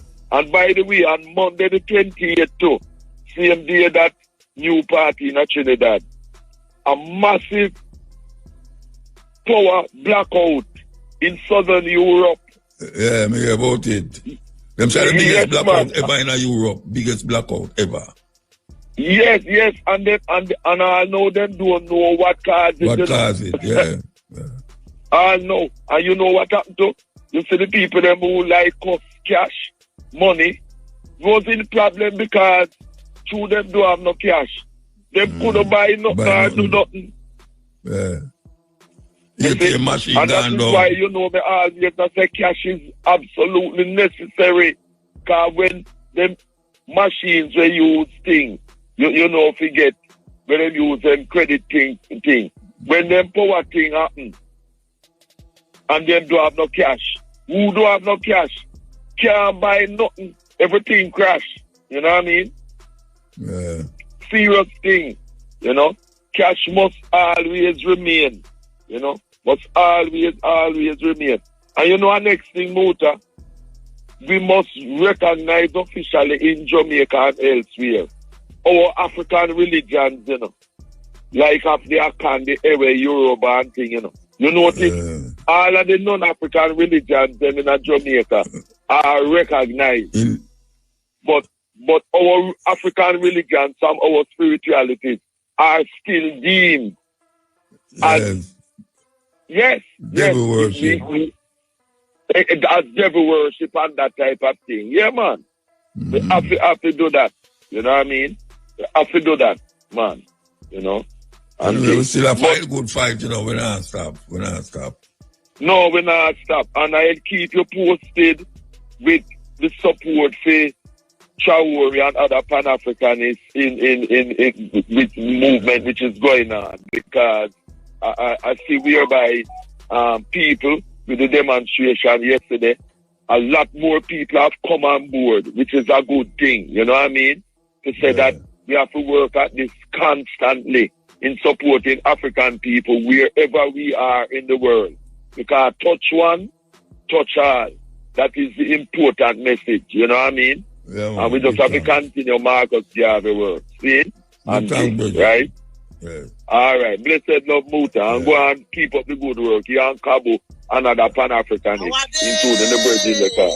Yes. Men troop on the cutting edge. And we will go deeper. Wagwa Muta. There, man. You want Muta? You want to say, Mr. Carr, me don't want no credit. Me want to ask you if you have the phone number for the Windrush brethren out of St. Thomas. They will put on the program there. Yeah, me have it, but me not have it wrong, so no. But maybe I read from him because I keep a program with him. So me can call I FM like in a weekdays, yeah? Yeah, I ask them, please, yeah. All right, because me want to link him, you know, because him not talk something that when me like when I talk about the Commonwealth or the Uniform Commercial Code. Uniform Commercial Code, we speak about the Commonwealth, you know? And the way they really rip us out. Even Jamaican, where like me, we're born in the 53, there where the birth certificate becomes a government treasury, even under the British Commonwealth, you know? Yeah. So you just sent him out to him attack or you No, me couldn't make it out there. Me I listen to him, I talk to you upon the radio. And then me never have no credit for call you before now. To get the phone number, because I really want to link him to get some more information as how I can be a part of his program, because it's very important. Yeah, man, I agree with you. So you want You understand? IRFM and let me call them tomorrow. All right, sir. Thank you. Have a good. Me love your program, you know. Yeah, man. Give time. And you let me ask, you know, you see the Sweet Honey on the Rock. If it's possible that not now, but later on in the program, our next program, please continue play them music. Many years ago, me was in some of them show, you know, that go to them show up there in America. Yeah, Washington, yeah, man. And then me I beg you again, your music, the man, where you say a long time, you sit down on the bank, on the wall, you know, me butter pan. Me love the music there in the brethren. All right, sir. Please play that when you have time here, sir. All right, sir. And the music, the way say, what if music you are? yeah, especially when say teach your children this. Oh, that's at the beginning of the program. Yeah, man, I love that, man, because it's very educational. I mean, he's a man who write poetry, and you know, he's an unknown poet right now. All right. You know what I mean? And thing, and short story and them thing there. All right, sir. Thank you very much for that program, yeah. You and Sister Kabu, and yes, that's them two programs is very uplifting. All right, I give thanks, yeah? Yes, man, just guide and protect. Yeah, I mean, I'll go back to this poem, you know. I just sang I will play.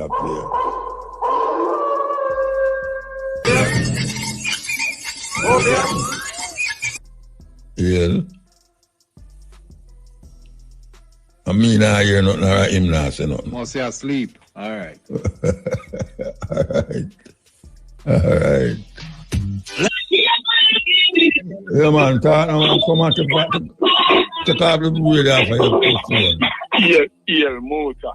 Yeah. All right, I'm going to talk faster than 1 minute. See, me just want to say this really quick. Me time you.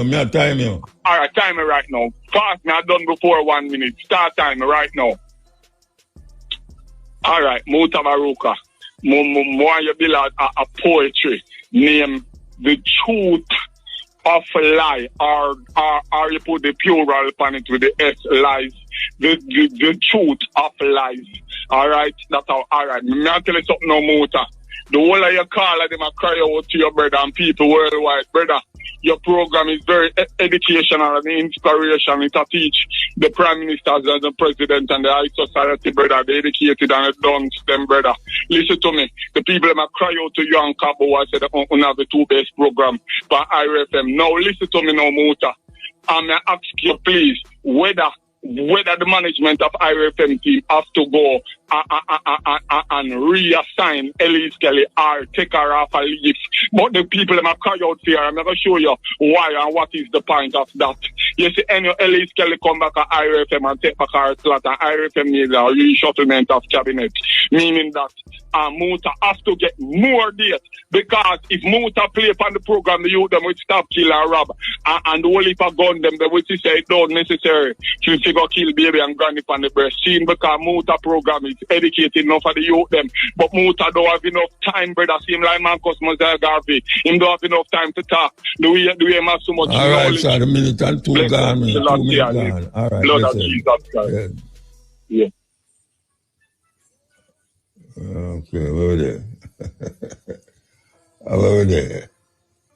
Oh, and this is there. And over there we will listen more from this from 2 o'clock. Okay, so here we go. Carla. Yes. Ian. Morning, Motor. Morning, sir. What go on, man? Stepping cutting edge and stepping razor later. Yeah, man. When me I say, Mr. Chang to hurry up and get the police and the body camera. Because them a kill people innocent, you know. And I beat up the youth. Innocent. So then if you hurry up and get the police and the body camera. Because most of the time them say police kill people innocent. The body camera will defend them. Whether them talking the truth or them not talk the truth. That may I say too. Yeah, man. Then if you hurry up and get them the body camera, man. Alright, sir. Good time. Yeah, you can't talk it when you come on later. They were not talking a while about talking last week, man. We were talking tomorrow still, but after last week, man. Talking. Yeah, man, if you're a give them the body camera, man. Alright, sir, give time. Yeah, man, because most of the time, you know, they kill people innocent, you know. You said that a while ago. Yeah, man. So if you're a give them the body camera, man. Alright, sir. Yeah, man. So big up here. Yeah, man, listen. Alright.